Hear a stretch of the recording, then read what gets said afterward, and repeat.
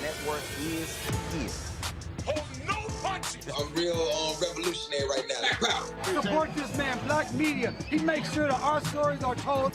Thank you for being the voice of Black America, Roland. Stay black. I love y'all. All momentum we have now, we have to keep this going. The video looks phenomenal. See, there's a difference between Black Star Network and Black-owned media and something like CNN. You can't be Black-owned media and be scared. It's time to be smart. Bring your eyeballs home. You dig?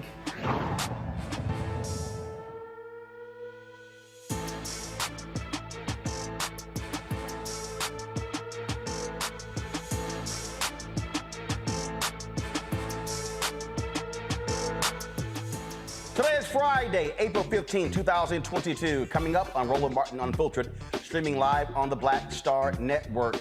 In California, a 54-year-old Black grandmother shot at more than 30 times by a Stockton police officer, killing her. The family says that even though she was suspected of backing her car into a cop's car, she was unarmed and never threatened the officer. Family says the force officer used was excessive. I'll be talking with the family attorney about this shooting. And again, it is truly shocking. Tonight, we will look at the successes of the Department of Justice's Civil Rights Division under Kristen Clarke's leadership. Doesn't get a lot of attention from the White House, but they have had one heck of a week. Again, defending civil rights and putting people in jail for violating those rights. The Biden-Harris administration releases its plans to advance equity and racial justice across the federal government. We'll take a look at which plans will benefit African Americans. The Louisville cop who shot and killed Breonna Taylor in 2020 is trying to get his job back again. A Black Texas math teacher has figured out a way to help students grasp mathematical concepts. We'll talk with him in our Education Matters segment. Also, today is Jackie Robinson Day all across the Major League Baseball.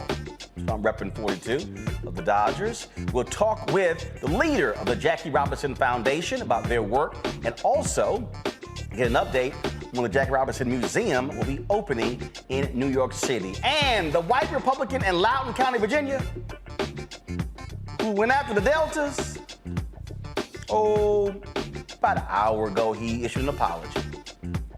I warned, we tried to tell you. Scott, I warned your ass, leave them Deltas alone. But you hard-headed. It's time to bring the funk. I'm Roland Martin Unfiltered on the Black Star Network. Let's go. He's got it. Whatever the miss, he's on it. Whatever it is, he's got the scoop, the fact, the find. And when it breaks, he's right on time and it's rolling. Best believe he's knowing. Putting it down from sports to news to politics. With entertainment just for kicks, he's rolling. It's on Go, roll, y'all. It's Roland Martin, yeah. Rolling with Roland now. He's funk, he's fresh, he's real, the best, you know he's Roland Martin now.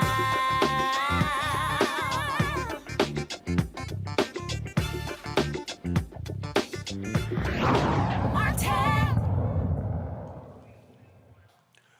Folks, we often talk about the countless murders of black men by police in this country. Today, we will say her name, that is Tracy Gaeta. In February, the 54-year-old California grandmother was shot and killed by a Stockton police officer after her car bumped into his. As she was shot, he fired 30 shots into her vehicle. What in the world happened to cause that level of force to be used against her? Joining us now is the family attorney, Angelina Austin. Angelina, glad to have you here on Roland Martin Unfiltered. So, okay, this happened in February. So walk us through what happened to cause this cop to fire 30 shots into her vehicle. Well, thank you very much for having me, Roland. And first of all, I'd like to say that that is the question. The family still does not know. 2 months later, we do not have these answers. It's something that my firm has been working very diligently to ascertain. We've sent numerous requests to the police department, and in response, we received this public relations piece that many of you may have seen. So what happened on that day? What time of day was it? Was there an altercation? Where was she going? So what happened? What we do know is that on February 22nd of this year, at about 2 p.m., Tracy Gaeta was driving through Stockton, California. She was involved in a fender bender or some kind of motor vehicle accident with a police officer. Okay. From that one second. So was the police officer driving a motorcycle? Were they driving a car? What was the cop driving? He was in a police cruiser. Okay, a police cruiser. So it was a fender bender. Did she hit him from behind? Was she like, so what type of, what did she hit him hard? I mean, what was it? So, what kind of accident was it? I would say it's a very minor accident. She was going very slow. It's very hard to tell from the footage that we received, but she starts from a completely stopped position before she proceeds. And I would say maybe taps the police vehicle. The police or street camera footage shows that perhaps she was moving in a forward direction and may have been trying to squeeze between two cars. We're not really sure, but the vehicle was moving at a very slow pace, when the contact was made with the police cruiser. All right, so folks, I want y'all to back the video up, please. I want you to go back to the beginning, and Angelina, if you can just, because is this the video that police released? The video we're showing here? Okay, all right, so guys, go ahead, play the video right now. So what are we seeing here? So this is that her car? Yes, that is Ms. Gaeta's vehicle. It is registered in her name. As you can see, she stopped for a moment, and now she's pulling up again, and right there is the tap that occurs. Okay, so this is the beginning of the incident. So his car, the cop's car's on the left.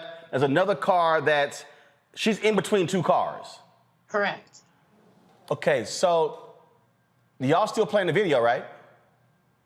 Guys, keep rolling the video, please. So, all right, so they're at a red light, right? So freeze the video. So he said, someone just 901 me, something like that. And then, so she backs up. Roll the video, guys. Roll the video. So she backs up and she goes around. Okay, right. Then she goes right. The police cruiser, goes in front of this white car and then goes. So then she makes a U-turn. Is that what happens here? Absolutely. She makes a U-turn and comes back down the street. And you can see a second police cruiser joining at this point. And so in a moment, you'll be able to see Ms. Gaeta's vehicle, and she's driving, the police are pursuing. So she's driving down the road here. So this is another, so she's driving down the vehicle. Okay. Correct. And so she's about a minute has passed now since the first clip where she tapped the officer's vehicle. We're now at 2:09 p.m. The initial contact was 2:08. So at 2:09 p.m., you can see that there's a speed limit sign posted there saying that the speed limit is 50 miles an hour. She's going through the red light, and another officer radios in that he's spotted her vehicle. All right. So we have that. Have they released any dash cam footage, body cam footage of the shooting? Yes, they have. This video continues on, and it does show the point of view from the officer's body camera. Okay, so let's do this here. So, okay, folks, roll that. Come on, roll the video. Thank you. So this is the body cam footage of the police officer right here. So he gets out. Okay, so if I could pause you quickly, Roland. Go ahead. So he gets out of the vehicle immediately with his gun drawn. Immediately. Right, all right. I saw that. Now, roll back to the beginning of the video because I'm trying to understand. So I guess her car is stopped. Go back, roll the video back, folks. Now, press play. So, okay, he throws his car in park. He gets out. She backs up. Now, does she ram his car? Okay, he says, now he's ramming me. And then he just begins to unload into the car. Correct. So, you know, the term ramming is an officer's term. No, one second. So first 19 shots fired. Then he pulls the clip out and fires more shots into the car. Okay, so folks, do this here. I want y'all to back the video up. I want y'all to back the video up, please. I want you to back the video up. Again, rewind the video, please. Thank you. Bring it back, because I want to go back to the beginning of the video here. And so, press play. So he throws it in park. She's in front. She backs into him. That's when he comes out firing. Audio up, please.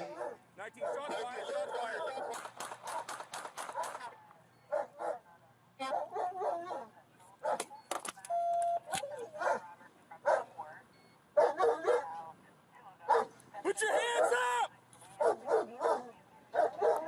Hands up!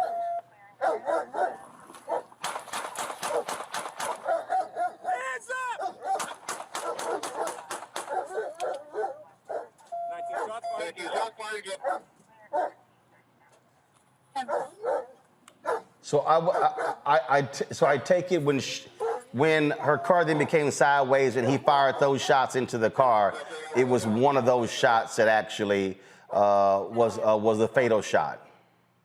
That is correct. The family has had a private autopsy performed on Tracy Gaeta, and that is what our autopsy results reveal. How many times was she hit?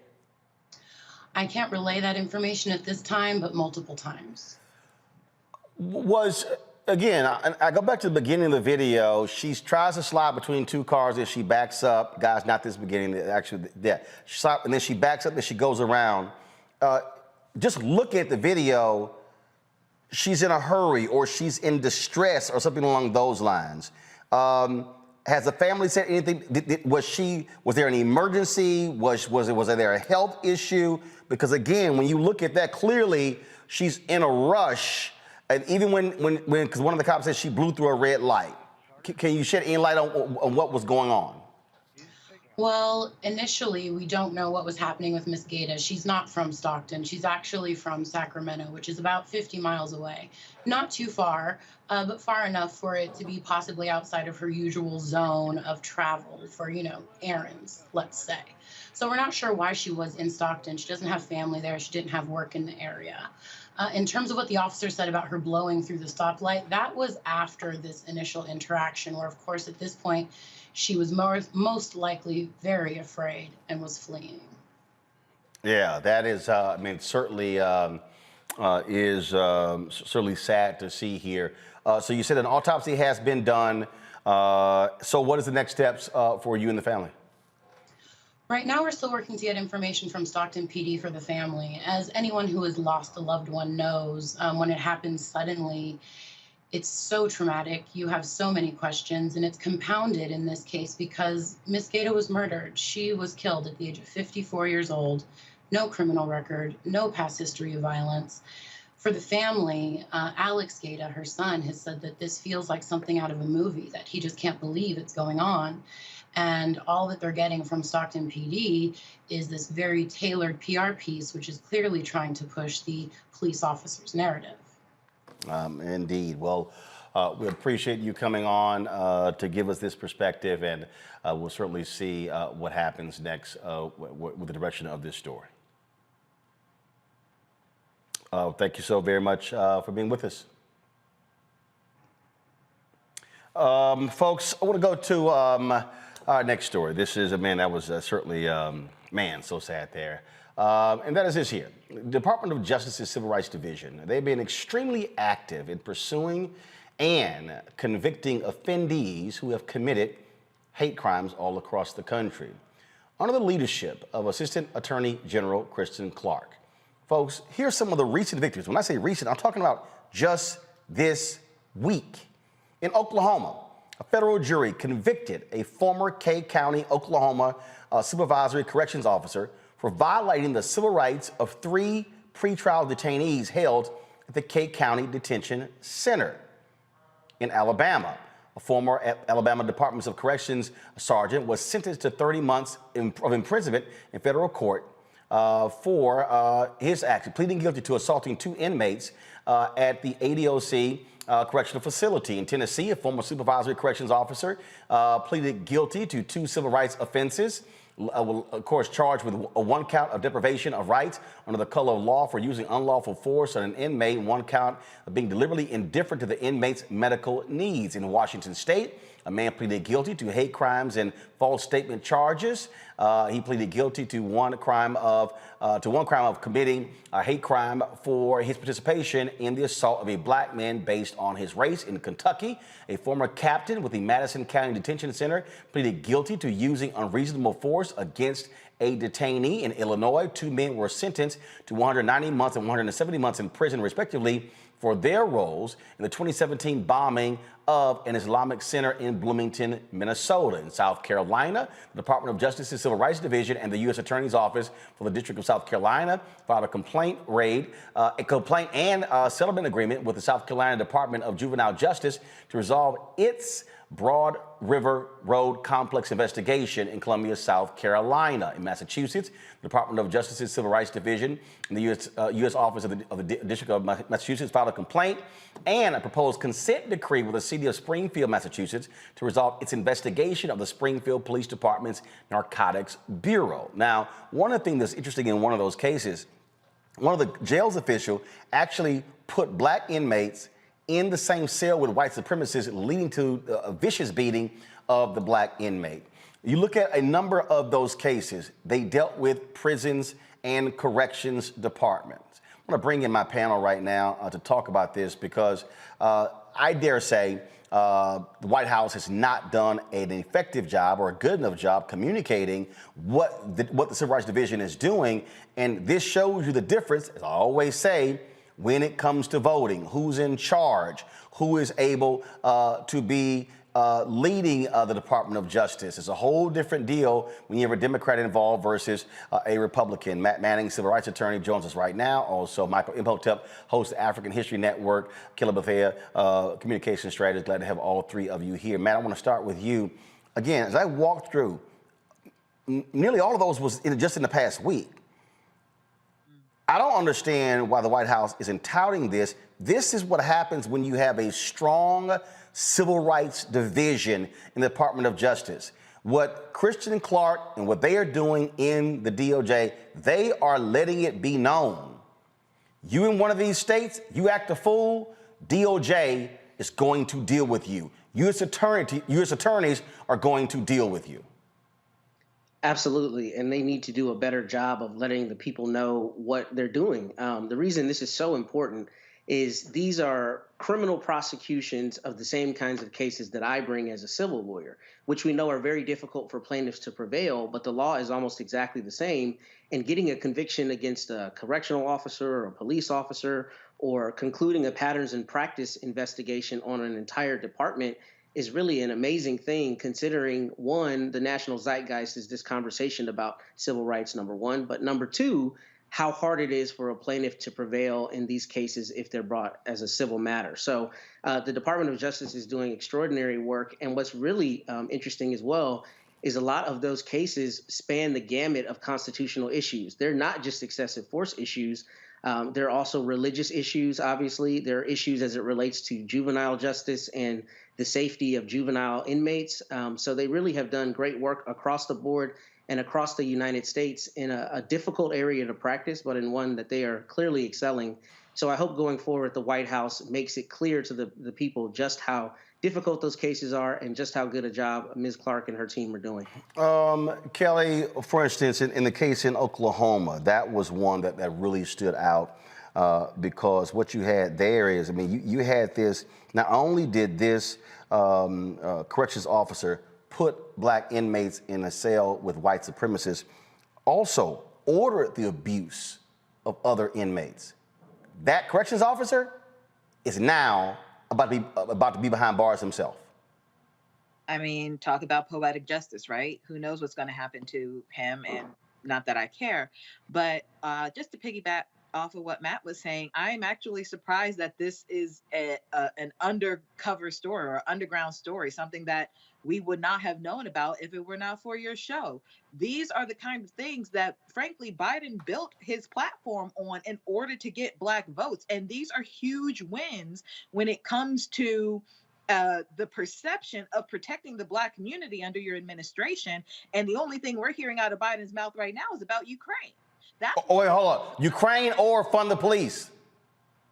Either something that does not garner black voters, anything that does not garner black voters, right? So it's one of those things where I don't know if it's the communications team or a decision from Biden himself regarding what exactly makes the news cycle and make sure that, he gets his approval numbers up and making sure that the American people has his back for a re-election, because allegedly that's what he's vying for right now.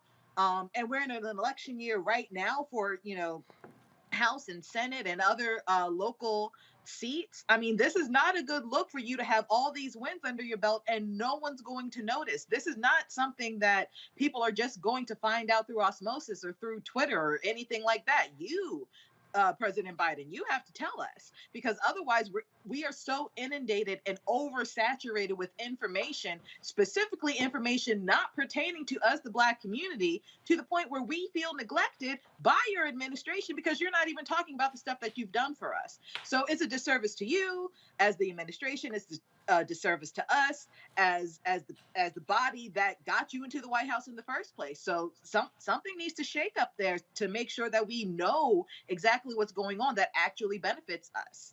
It's crazy, Michael. Again, as I was going through all of these cases, and again, these are convictions. I mean, these are convictions.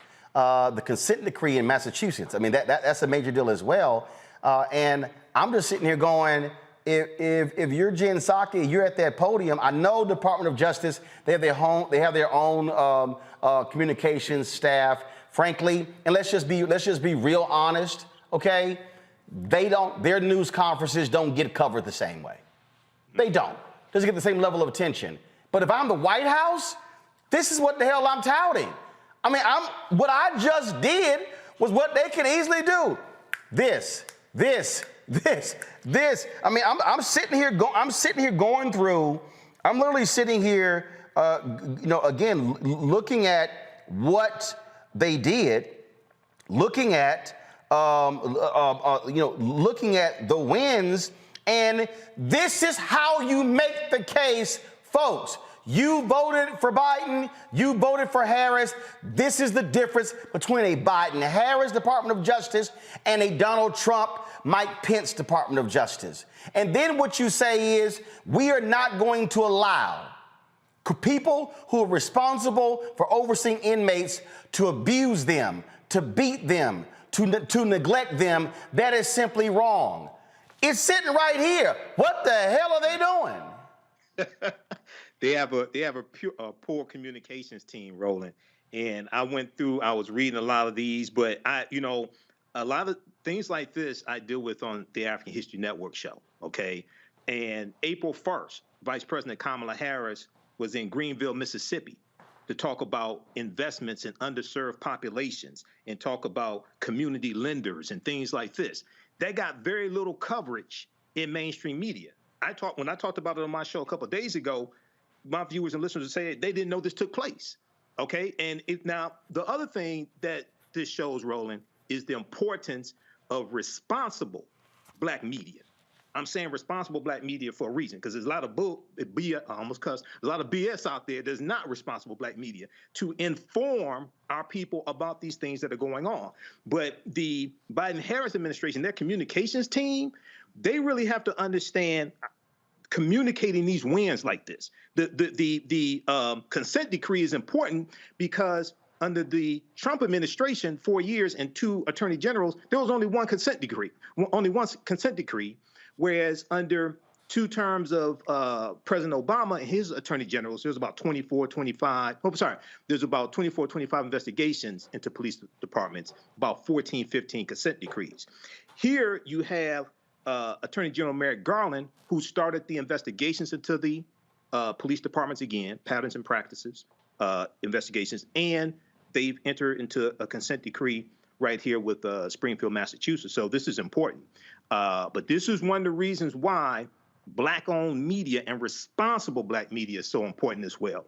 But the other thing, lastly, Roland, when you are so busy doing the work, a lot of times, in good work, a lot of times you think people are paying attention, but they have to realize you're dealing with also a dumbed down electorate as well. Yep. So you got to educate them on what's going on. Well, again, here's the deal, okay? I see some of the press releases that come from the Department of Justice.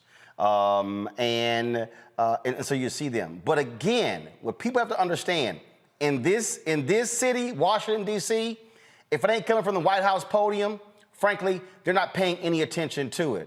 And so what the White House should be doing, what their strategy should be incorporating what Kristen Clarke, what DOJ, what Vanita Gupta, what Merrick Garland, what DOJ is doing. And now what you're doing is you're crafting a narrative. Right. You're building a narrative.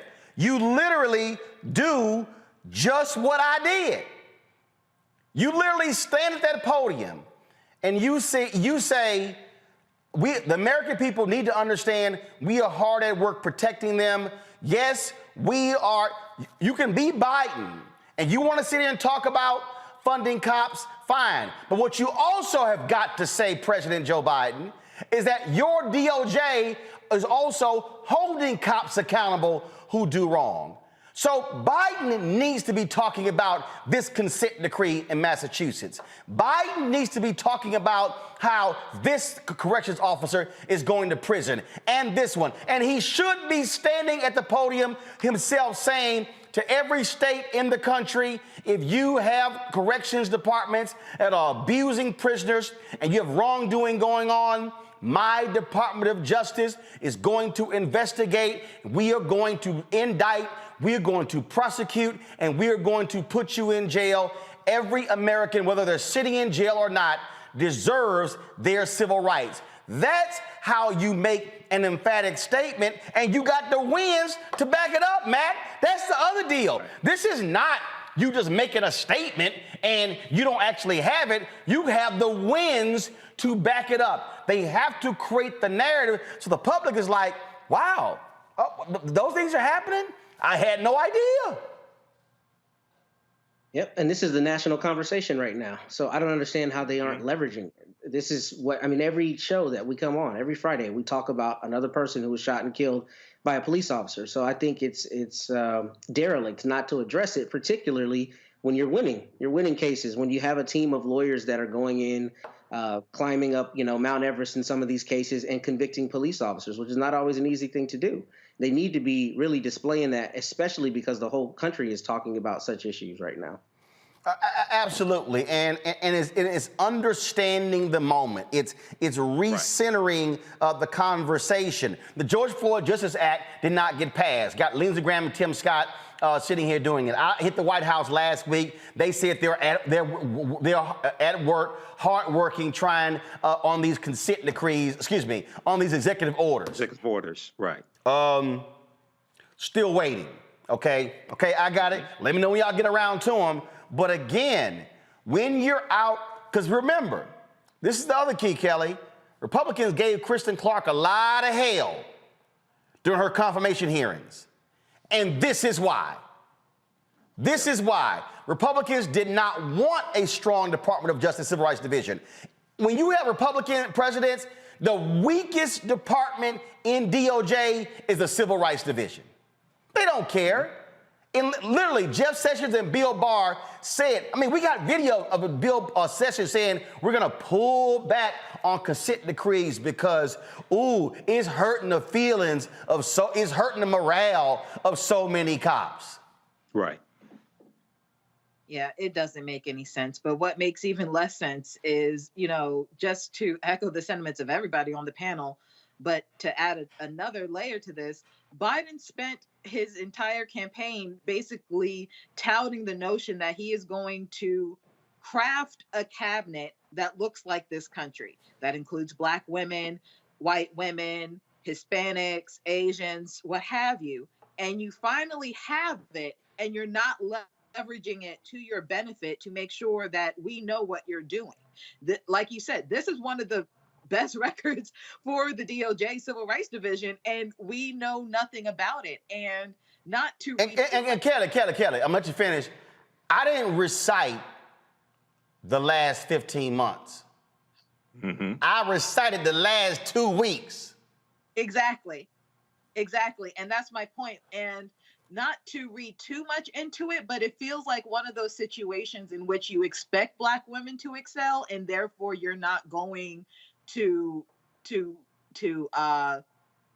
brag about it, so to speak. You're not going to promote said excellence. You are going to simply expect it and to do a more, expect her to do above and beyond even the excellence that she is doing. And I feel like that is a reflection on how Black women in the workplace have been treated by white men. You expect us to excel. You expect us to basically receive half the resources and then produce 3 times the product. And that's exactly what Clarke has been doing for the past 15 months, let alone the last 2 weeks, like you said.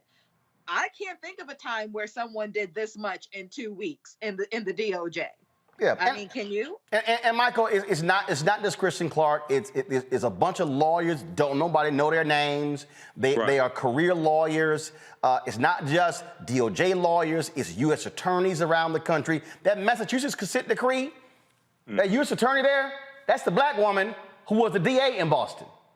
Right. See again, Biden White House, your approval ratings are down.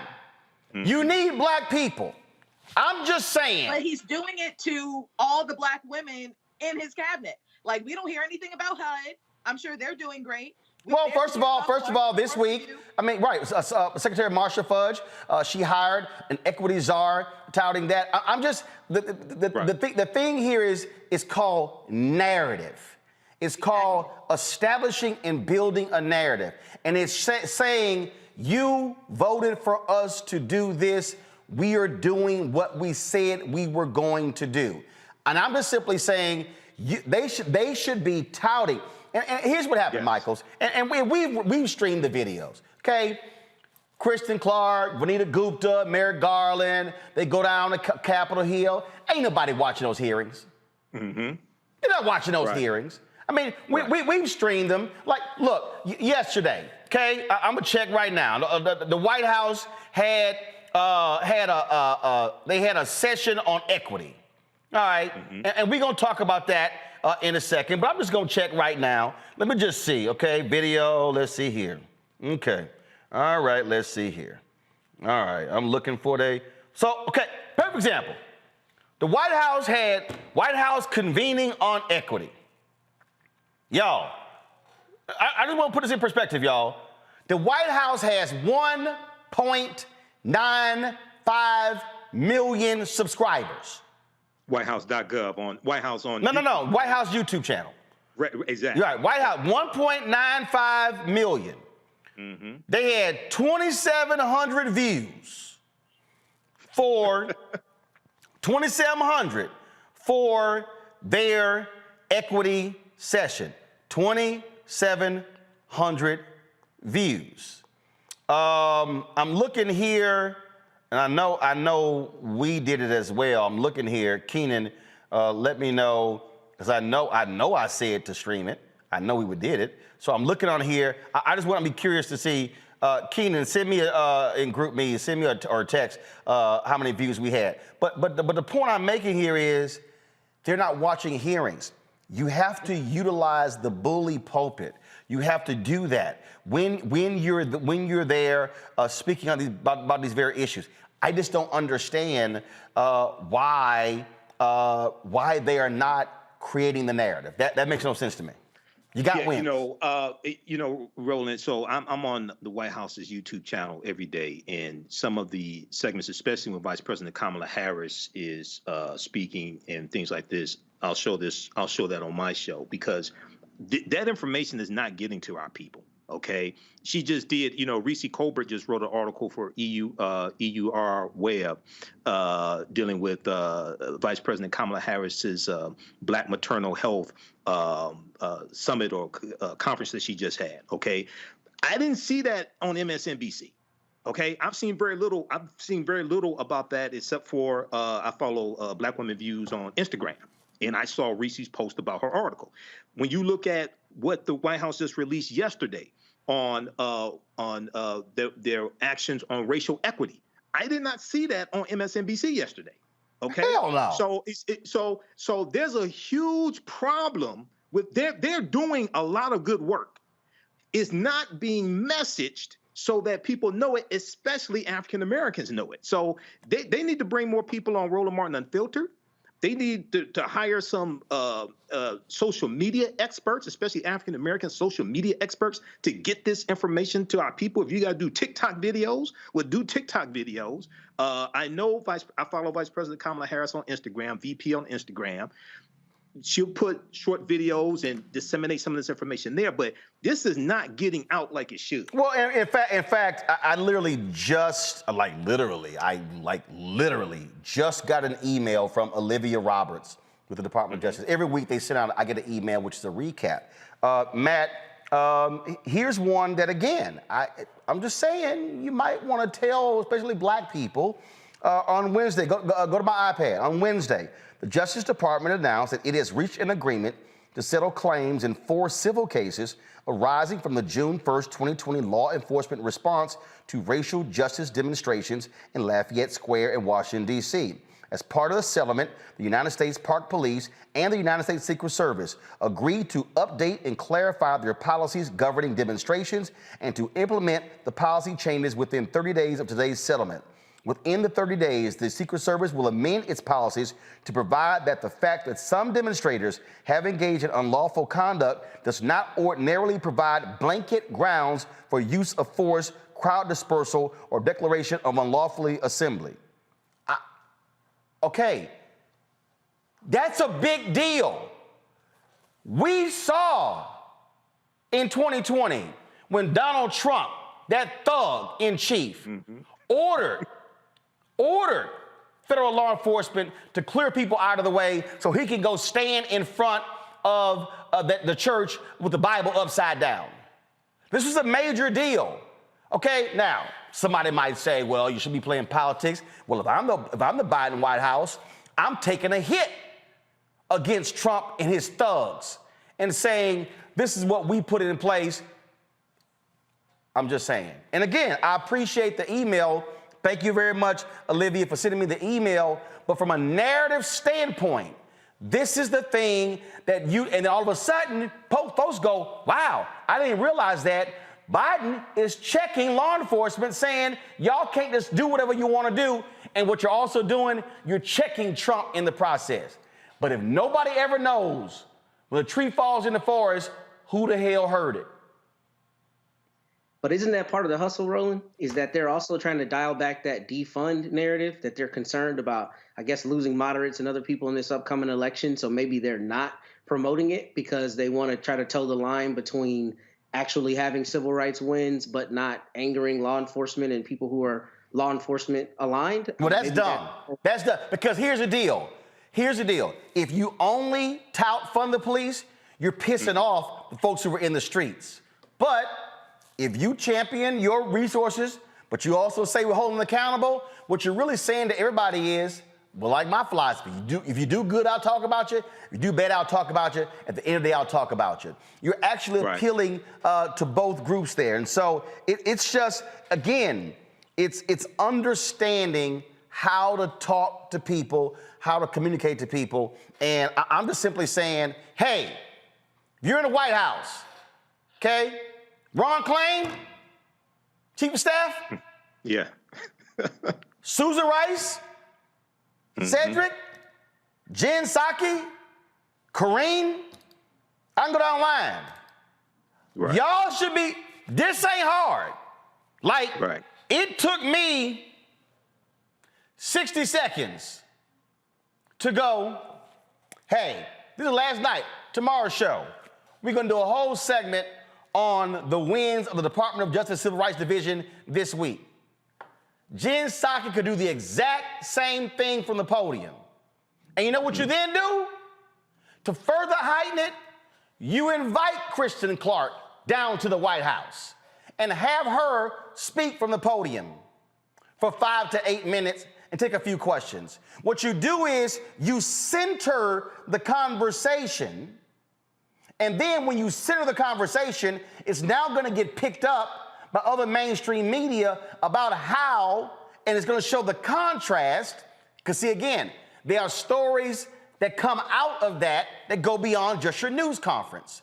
So the whole point is you're showing the contrast between a Biden-Harris DOJ and a Trump-Pence DOJ. Right. And then what you're saying is to the voters, this is why you voted for us versus these folks. You don't simply allow it in press releases. No, you amplify it, you elevate it. And if I looked, I guarantee you, I probably haven't seen any tweets, any post, any of this stuff on the POTUS account, on the Biden account, on the VP account, on the Kamala Harris account. Y'all, this ain't hard. And you don't have to do it every single day. But when you, first rule of politics, and you know what? He's an asshole. He's a liar. He's an evil son of a bitch. But you know what? That fool Donald Trump took credit for every damn thing. Hey, Biden-Harris, learn to take credit. When you have a victory, run a victory lap. You know when somebody win a race at the Olympics, they don't go, and they go sit down. Hell no, they go run to the stand, get their flag, put it behind them, and they run around the stadium, and they soak in the adulate. That's what you have to do. And if you do more of that, then maybe your poll number's not in the low 30s or the 40s. Right. Because now you're telling people. In fact, on that particular point, yesterday,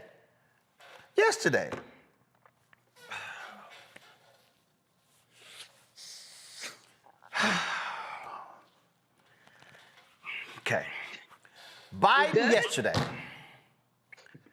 goes to North Carolina A&T, and he gives a speech talking about equity. And I saw some of these. I mean, this is tied to what I'm talking about with the Department of Justice Civil Rights Division. And I see all these people.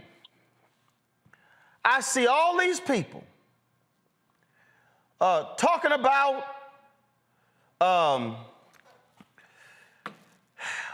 some students. If he ain't coming here saying he's getting rid of student debt, then he don't need to be here. First of all, $20 billion in student debt has been canceled by Biden-Harris. Yeah. Now, Kelly, somebody out there might say, yeah, but should be more. But let's not act like 20 billion ain't nothing. That's first. I broke down the numbers of HBCU funding. There are only 4 other colleges that got more federal money in the last 2 years than North Carolina A&T. Alabama A&M, Alabama State, Florida A&M, and Texas Southern University. North Carolina A&T got $188 million in federal funding. I'm just saying, A&T students, I don't know what the hell y'all bitching about. But, here's the question. Did Biden tell them what they done for North Carolina A&T? Exactly. See, that was exactly what I was going to say. You can't just think everybody know. Right. Kelly, go ahead. Oh. No, I mean, but how would they know? How would they know if no one tells them? I mean, think about how you moved as a college student. How did you even get your information? A lot of it for me was still word of mouth. It didn't matter that you had social media and this, that, and the third, and the TV in your room or whatever. You get the most important information on the yard, no matter where, what kind of org you're in or whatever, or no org. I wasn't in org, but like you're on the yard. And if no one tells you anything while you're out and about flourishing as a college student, you're not going to hear about it. And it's also shocking to me that Biden was there and the university didn't even say anything. Did the university know about this stuff? Well, because they know about it. Did, but surely they did. That's my point. Like, surely the university knew that they got funding from the Biden administration. And before the Biden administration arrives on campus, they didn't, give a memo to the students saying, hey, be on your best behavior because we got this money. You know what I'm saying? Like you prepare your students as well. So it's a miscommunication on several levels, but it starts at the top. The fact that the Biden administration has not been touting their victories as well as they should be, if at all, is a problem. Yeah, we can talk about how NCAT didn't say anything to the students, but on the macro level, the Biden administration's communications team just kind of sucks when it comes to touting victories. You have no problem talking about all the problems you got, which is low-key why your approval ratings are so low, because we feel like all you got are problems and no successes. So, and then on top of that, the voting block that actually got you into the White House, you're not touting the successes regarding the block that got you into the White House. So we feel not only like you're failing, but that we were failed. That's a problem. That can be fixed with a good communication strategy. You just got to draft it. You got to do it. Indeed, and that's the whole deal, Michael. In fact, I'm trying to look right now. I'm trying to look for a written copy of his speech. We streamed the video, right. But Whitehouse.gov. No, Michael, really, you want me to cuss you out? Really? Well, I don't have the connections you do, Roland. That's where I go to get the transcript. Really? You don't think that's the first damn site? I'm just asking, Roland. Look, I'm not a Sigma. I'm just asking. See, I knew he was going there. I'm not a Sigma. Obviously, that's the first damn place I checked. Okay, I'm just asking. You may have been going through your emails. No. First of all, Michael, let me help you out. First, I checked the emails to see if there was a transcript of his speech. Second, I then went to whitehouse.gov, and then I went to a third source. It ain't there, and now I'm emailing somebody from the White House. You better go ahead and make your comment, Michael. So one of the things I know. Mike better leave me alone. I'm not rolling. I'm trying to help you. You ain't trying. What's wrong with you, Sigmas? Well, one of the things I noticed is like on the White House's YouTube channel, there's a delay in getting some of those videos up also. Some they'll stream live, and like Jen Psaki's press conference, White House did. Well, his A&T speech is up because we streamed it. Yeah. Well, I mean, we streamed on the Black Star Network. Okay, but I do notice, especially like with Vice President Kamala Harris, things that they're not broadcasting live of her. I noticed there's a delay in getting those videos up. But very quickly here, with the George Floyd Justice and Policing Act, I think it's important to understand, and this is not me saying this is Senator Cory Booker, it spends millions of dollars more or allocates millions of dollars more to police. But it does it in a responsible way. This is what Senator Cory Booker said about the bill, and he helped write the bill. So the whole thing about one of the problems is, I think, with Biden talking about funding the police, he needs to be more specific about what it is that you're funding, because that's the same thing that the George Floyd Justice and Policing Act does, but it holds police accountable. But also the Fraternal Order Police championed the bill and they agree with it, and the International Association of Police Chiefs, they were behind the bill and they supported the bill as well. And they said, and they both said in the joint statement, it did not defund the police.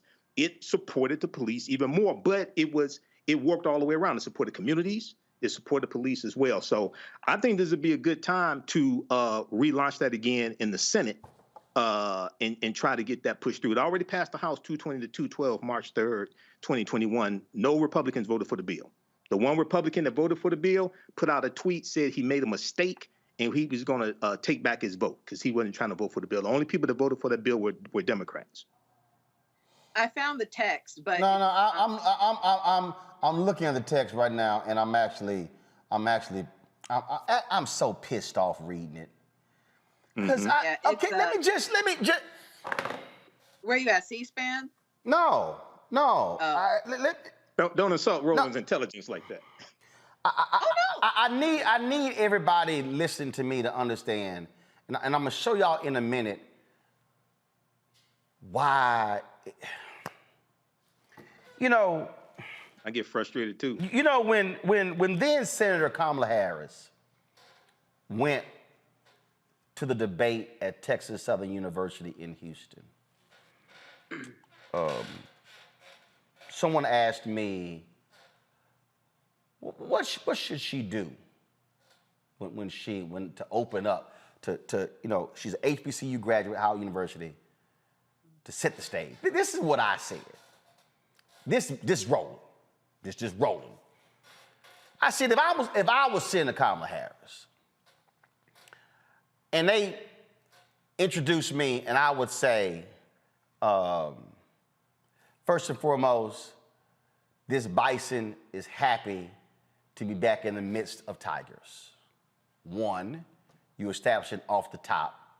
I'm the only one up here on the stage who's an HBCU graduate, and we're on an HBCU. Then I would have said, before I give my opening comments, I would be remiss if I did not pay homage to two of the greatest members of Congress in American history who are proud graduates of this institution. America is thankful for the service of the late Congresswoman Barbara Jordan and Mickey Leland. The room would have erupted. You would have controlled the room from the jump. She didn't do that. Y'all go look at the video. She said, glad to be here, and she launched right in her comments. I was like, I don't understand what that was all about. But I want everybody watching, I want everybody listening to me, because I want to show you something. I want to show you something. I want to show you a missed moment that happens a lot that people don't understand. Y'all, I give lots of speeches, and I'm always cognizant of something specific that serves as something that's enticing to the audience. Specificity is always important. So this is the speech. And President Biden, he's talking about how impressive the campus is. It's good to be here at A&T. He's talking about, he mentions the mayor, he mentions Congressman G.K. Butterfield, he mentions Congresswoman Alma Adams, talks about her hard work for HBCUs. He mentions Governor Roy Cook. He goes through and he's talking about all of this. He's talking about the vice president being a Howard graduate. He's talking about Cedric Richmond being a Morehouse man. He's talking about, he always got to throw in Delaware State being an HBCU. He talks about, again, Delaware has the 8th largest black population in America. He talks about the members of his cabinet, the first black man to run the EPA, Michael Regan. He's a North Carolina A&T graduate. He's a proud Aggie. Now keep going. Y'all see him? A&T, more than 180 years of excellence. Your chancellor, professors doing great. Then he goes into how he reestablished the president's board of advisors on HBCUs. Has 2 North Carolina A&T alums on it.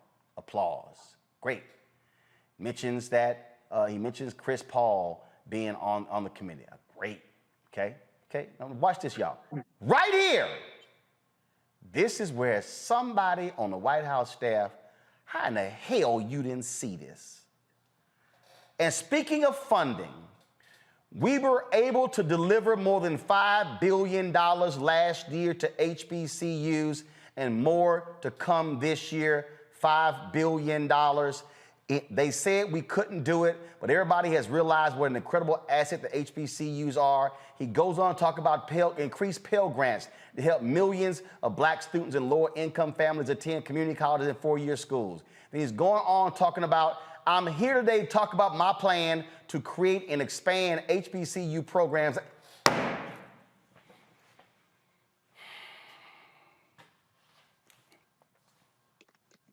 Y'all, listen to me. If you are talking at North Carolina, come on, move, thank you. Y'all slow the camera.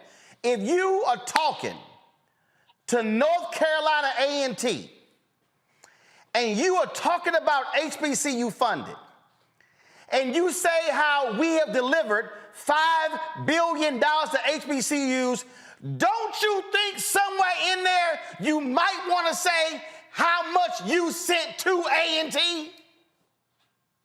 Yes. Yep. Michael, why? I'm just saying. Y'all, I got the doggone spreadsheet.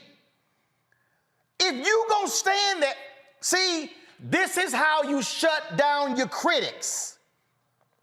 You shut down your critics who always running their mouths when you're able to provide. See, and I know some of y'all saying, yo, Roland, it ain't that big of a deal. It is, because what you're doing is you're showing, you're not talking in general. See, let me tell y'all when you're giving a speech. If I gave money to Matt's school, Michael's school, but I ain't give money to Kelly's school. Well, if I was talking to Matt, Michael, and Kelly, I'm gonna say, boy, look how I supported colleges and universities. Now, I know I ain't giving money to Kelly's school, so I ain't gonna say, well, I gave money to Matt's school and Michael's school, and then Kelly be like, well, shit, he ain't give my school no money. So I'm gonna be general. But if I've given money to Matt, Michael, and Kelly, well, guess what? I'm gonna be specific, especially if I'm at Kelly's school. Y'all, this right here is the spreadsheet of funding. See North Carolina A&T? $14.1 million, $28.1 million, $22.8 million, $30.3 million, $40 million, $53 million, a total. North Carolina A&T received a total of $188,594,676. Y'all, how you not say that at A&T? I know some of y'all say, yo, man, that's a small deal. But no, because I saw the tweets from A&T students who were like, he ain't done nothing for A&T, or he hasn't got rid of our student loan debt. I can checkmate your ass when I say, you got this, you got this, you got this. This is y'all where basic messaging, this is where somebody who understands how effective messaging is can say, add this line to the president's speech. Don't just say we gave $5 billion. First of all, this is how you do it. This is how much A&T has gotten. Boom. Y'all, I can look at the list right here. Winston-Salem State, guess what? They got $81 million. You mention it. That's how you do it. So you first say, we have given $5 billion to HBCUs in this year alone. A&T, y'all have gotten this. Yeah, that's what you, Biden, you turn to Oprah. You get a car, you get a car, you get a car, you get a car. You don't go general, you go specific. And so now everybody in North Carolina goes, well, damn, hold up. Wait a minute. Winston-Salem State, they got 81 million. A&T got 188. That's two schools right there, y'all. That's $264 million. Let me see here. Who else is in North Carolina? Aren't there like 5 HBCUs in North Carolina? You got Fayetteville. Yeah, I know you got Shaw. Okay, let's go to Shaw. Let's go to Shaw. Hold up. Shaw got 44 million. So we'll do the math. So 188, 81, 44. So now we already up to almost 300 million. Who else in North Carolina? Isn't it like 5? Isn't Johnson C. Carolina Smith in Central North Carolina? Johnson, somebody said Johnson C. Smith. Hold up, St. Augustine's is in North Carolina. St. Augustine's got 34 million. See, so now we over 300 million. We had almost 330 million, all right? Let's see, North Carolina Central, all right? They got 126 million. Y'all, HBCUs in North Carolina damn near got $500 million. How you not say it?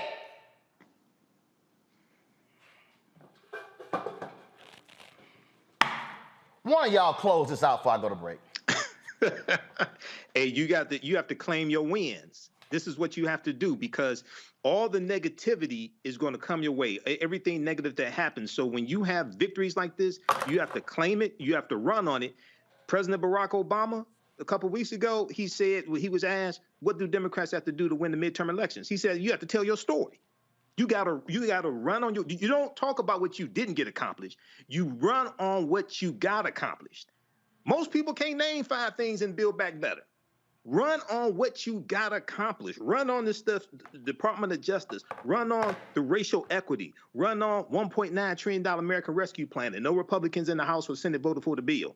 Run on $1.2 trillion infrastructure bill. Run on Emmett Till anti-lynching bill. And they've been trying to get that passed since 1900. Claim your wins and run on what you did, not what you did not get accomplished. I don't understand. Let me just go to a break. No, it really pisses me off.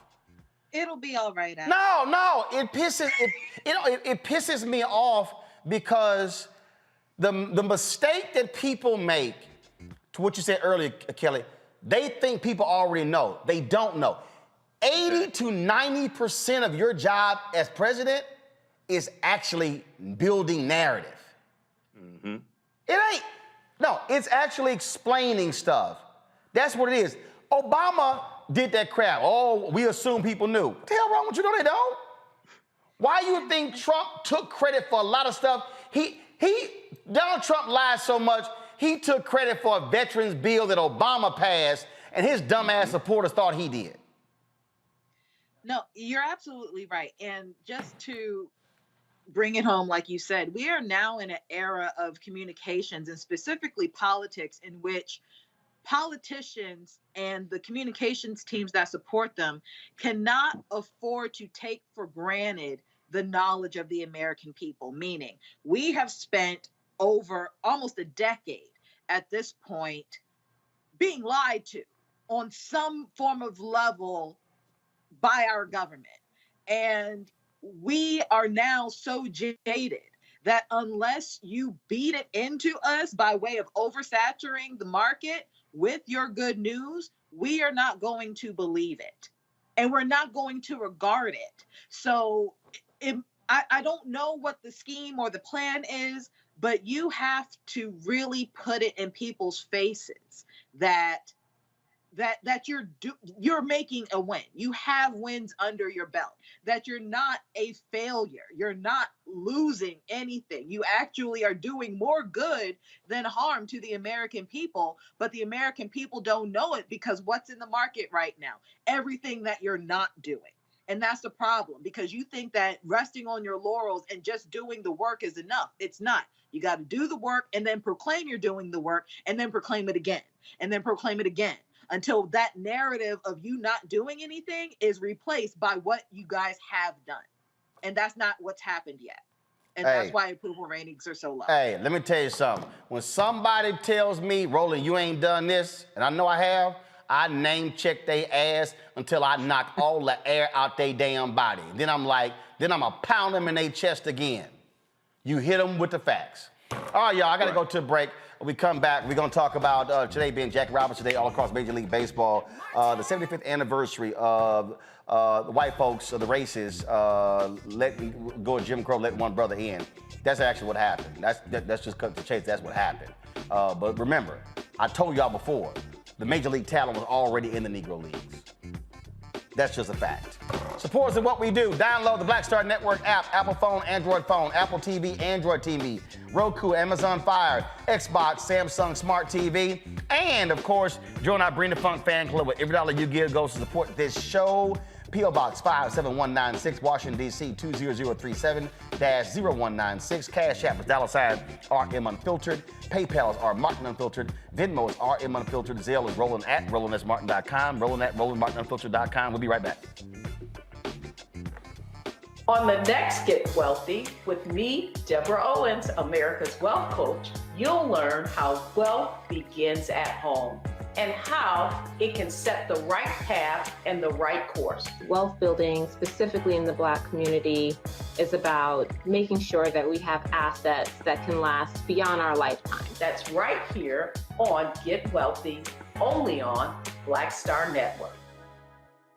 Pull up a chair, take your seat. The Black Tape with me, Dr. Greg Carr, here on the Black Star Network. Every week, we'll take a deeper dive into the world we're living in. Join the conversation only on the Black Star Network. Y'all know who Roland Martin is. He got the ascot on, he do the news. It's fancy news. Keep it rolling, right here, rolling. Roland Martin. Right now. You are watching Roland Martin, Unfiltered. I mean, could it be any other way? Really? It's Roland Martin.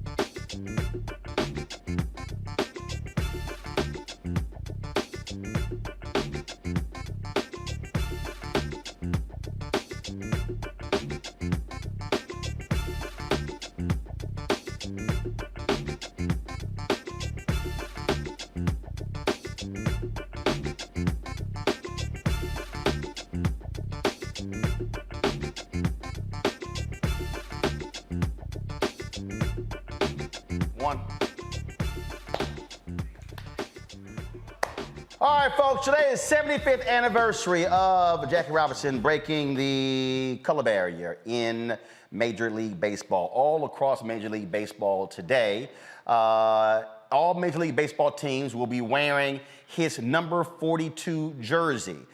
It was the first jersey retired by the entire league. And so on this day every year, every Major League Baseball player wears a jersey with number 42 on the back. No name on the back, just like right here. Just so y'all know, me and Spike Lee talked about that, that if you see somebody wearing a jersey at 42 and they got Robinson on the back, he didn't have his name on the back. So that's why they don't call that authentic. So that's why when you look at Major League Baseball, you actually see that. And so, as I told y'all yesterday, Jackie Robinson was a star in the Negro League Baseball leagues, playing for the Kansas City Monarchs. And so, he, of course, gets signed by Branch Rickey to play for the Dodgers, becoming the first African-American to play. And again, I hate to say major leagues because, again, I broke it down what that actually means. Major league stars were in the Negro leagues. I just call them the white leagues because they just had more money and bigger and better stadiums and food and travel and uniforms and stuff along those lines. But major league talent was in the Negro leagues. And so I do that for a reason because that doesn't disrespect the talent that was there in the Negro leagues. But Rachel Robinson, his widow, she turns 100 years old this year. She and the family have done one heck of a job continuing to keep his legacy going, telling the story. It was a couple of years ago, maybe it was 3 years ago. Actually, it was at least three or 4 years ago when I was in New York City for they were breaking ground on the Jackie Robinson Museum. It's located in the same building where the foundation is. I've actually spoken to the foundation students before. Jackie Robinson was very much about education, about helping the next generation. That's what he was all about. And so joining us right now is someone who is quite familiar with the foundation, Della Britton. She's joining us from New York City, CEO of the foundation. What up, Della? Hey, how you doing, Rob? You mean tell me you're not at some game today? I just left. I left the Mets. The Mets left. I've done 3 interviews since then. So hopefully the day's wrapping up. Although, you know, the LA game, I'm not in LA. I did the New York stint. Yeah, well, with, Major League Baseball. Yeah. Of course. Rachel's in LA though. David and Rachel went to LA for the Dodgers game. Starts at 7 tonight. Okay, well, what I'm playing right now, folks, this is from the Associated Press. There was an unveiling of a street sign today in New York City. As you'll see right there, West 42nd Street, Jackie Robinson Way. There were a number of Major League Baseball stars out there. Hall of Famer Ken Griffey Jr. Was out there as well. I see CC Sabathia right there. Mariano Rivera, Trump supporter. See him right there. Listen to this. Maybe my dad would have never played. Maybe I would have never played.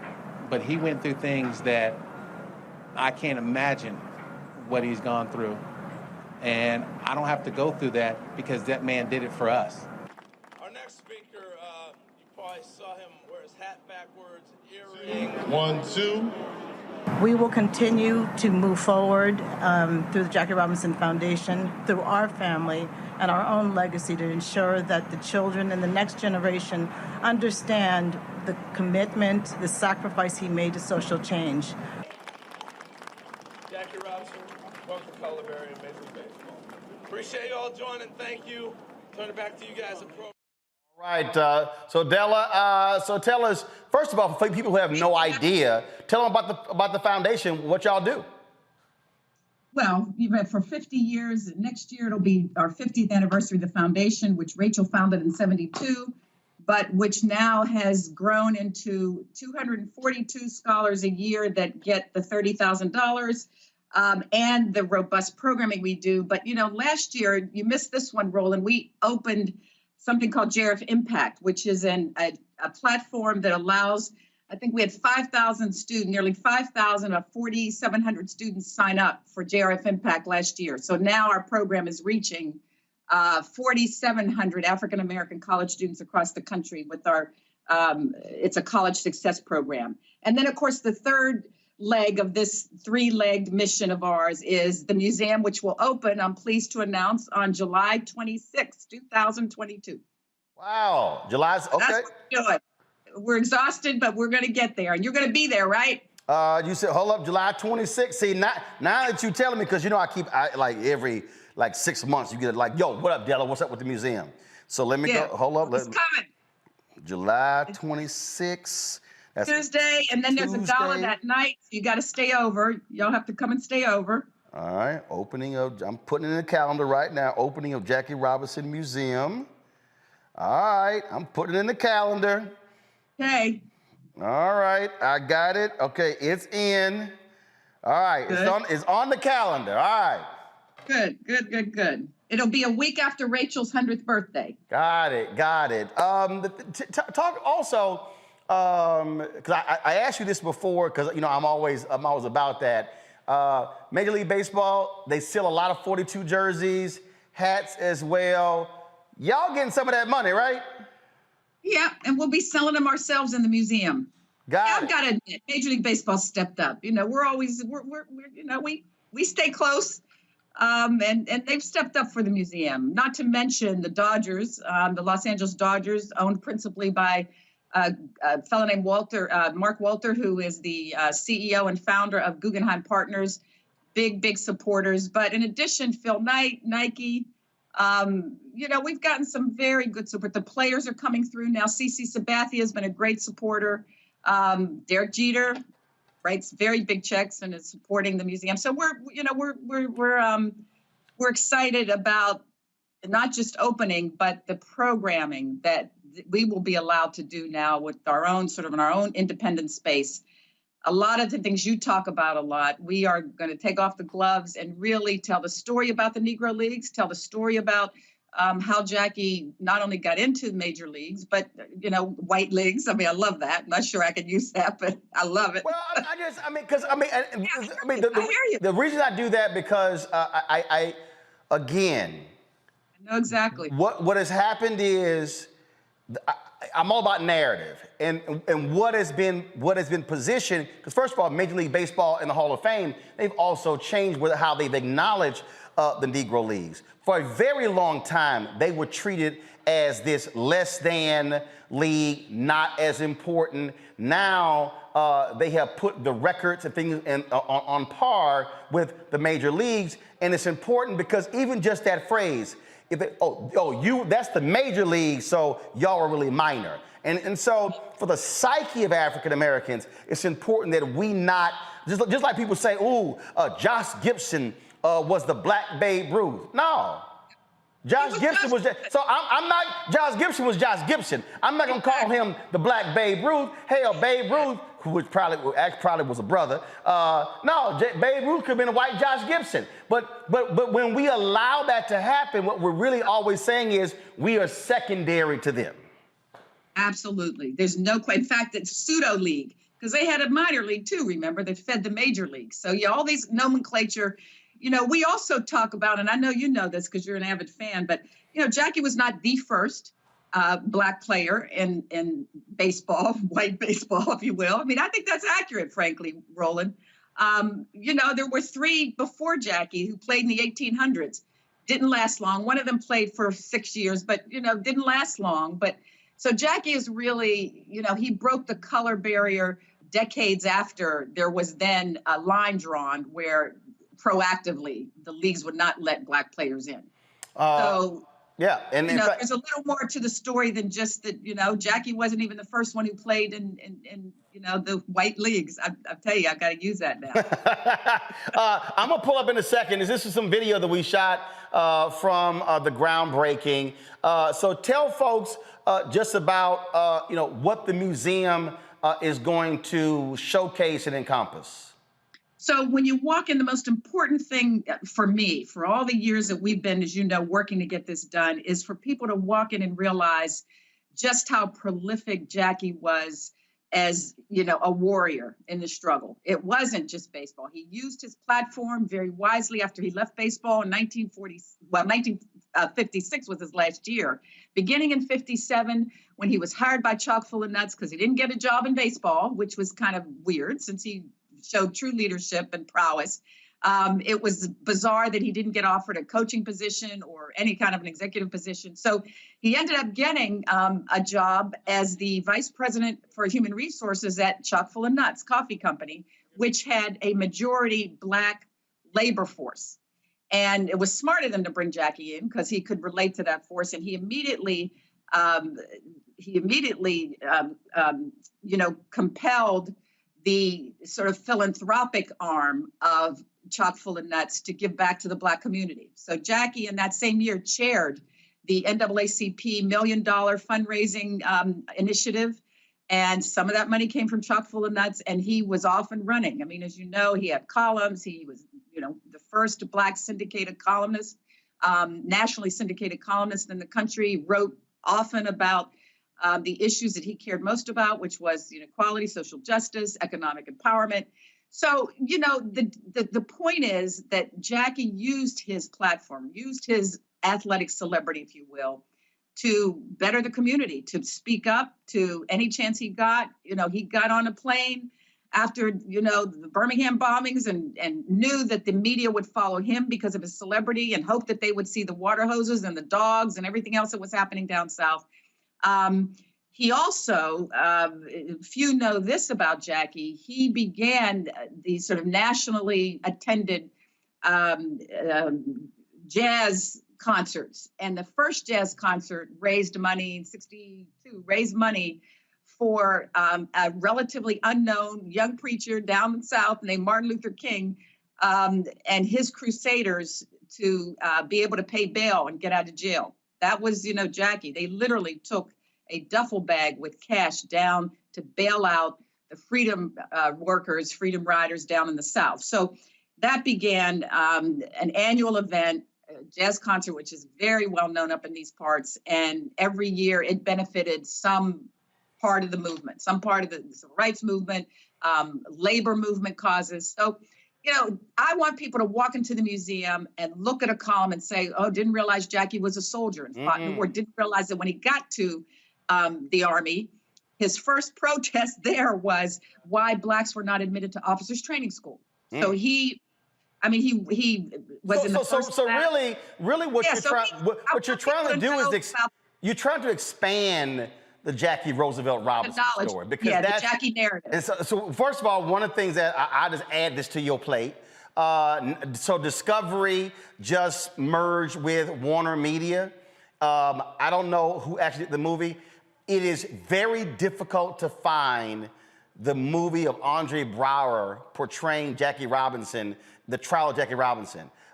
You ought to hit David Zaslav and say, y'all should air that movie.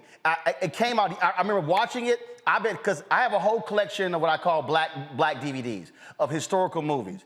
I have been looking for that one, and a whole generation of people have no idea of him fighting Jim Crow and literally putting his career in the Army on the line, fighting that court-martial. It was an amazing movie. It came out years ago, and a lot of people haven't seen it, and it's hard to even get a VHS copy of it. So it'd be great if they could somehow restore that movie. That'd be just wonderful, because again, that's a part of the story. Of course, the movie 42 starring Chadwick Boseman. Of course, you also have Jackie Robinson himself playing himself in his own movie as well. Not the greatest movie in the world, but you actually see him. A lot of people honoring. Go ahead. Ruby Dee was great. Huh? Ruby, great. She played Rachel. Yeah, absolutely. Folks, so many people are honoring him today. This is Robinson Cano with the New York Mets. He actually hit a home run today, first one in 19 months. He's named after Jackie Robinson, but I'm gonna zoom in, folks. These were the special cleats that he wore today in honor of Jackie Robinson. Incredible, first of all, incredible cleats. I would love to have a pair of those shoes. That's just awesome. Maybe Della can get with the folks at Rock Deep, the black athletic shoe company. I'm wearing their kicks right now. We had them on a couple of weeks ago to do a special edition Jackie Robinson shoes to benefit the foundation. Just an idea. Did you ever get those T-shirts I sent from Spring Hill? Yes, I got the T-shirts. Oh, good. Yes, okay. I got the T-shirts. Right. Okay, I got the T-shirts. The Rock D sneakers, you said? Rock D. It's black. I'm actually wearing, and again, you know, I got to coordinate, so I had to. Luckily, they sent me these, so it went perfectly with this Dodgers jersey. Yeah. So y'all, Dodger blue. Yes, this is the only time I wear non-Astro stuff on April 15th. And so y'all, this Brooklyn hat, y'all, is when I spoke to the Jackie Robinson Foundation.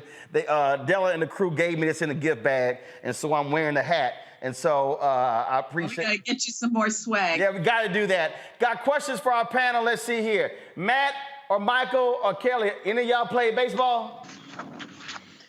When I was a kid, I played baseball, of course. Okay, that means that y'all ain't had no talent whatsoever. So I'm gonna go ahead, because y'all was so slow. What do you mean? First of all, Matt went, nah, not really. Michael, could you play? Yes, I could play baseball when I was a kid. Yes. Oh, when you were a kid. Did you ever play you make varsity team in like high school? No, I play varsity now. Oh, okay. Chess. All right, I did. Kelly, go. I play chess. What makes you think I don't have a question? First of all, because you ain't got the first question. Kelly, go. I do. Oh, okay. So, okay. So, my question is regarding the museum itself. I'm a museum fanatic by, living in DC all my life and just loving the museum culture here. What is your favorite feature of this museum that you're really excited for people to see and experience? Well, I have a few, and actually, I was with the NMAC people last week, and Lonnie he's been my guru through this process. I mean, Lonnie Bunch has just been my savior. I was with him last week, and he asked me a similar question, but I think it would have to be, there are two installations that I'm very excited about. One is a wall of 42 screens that will feature testimonials about Jackie from everybody from Spike Lee. I don't know, maybe we can get Roland to get on one of these. So we're starting to. You know I'll do it.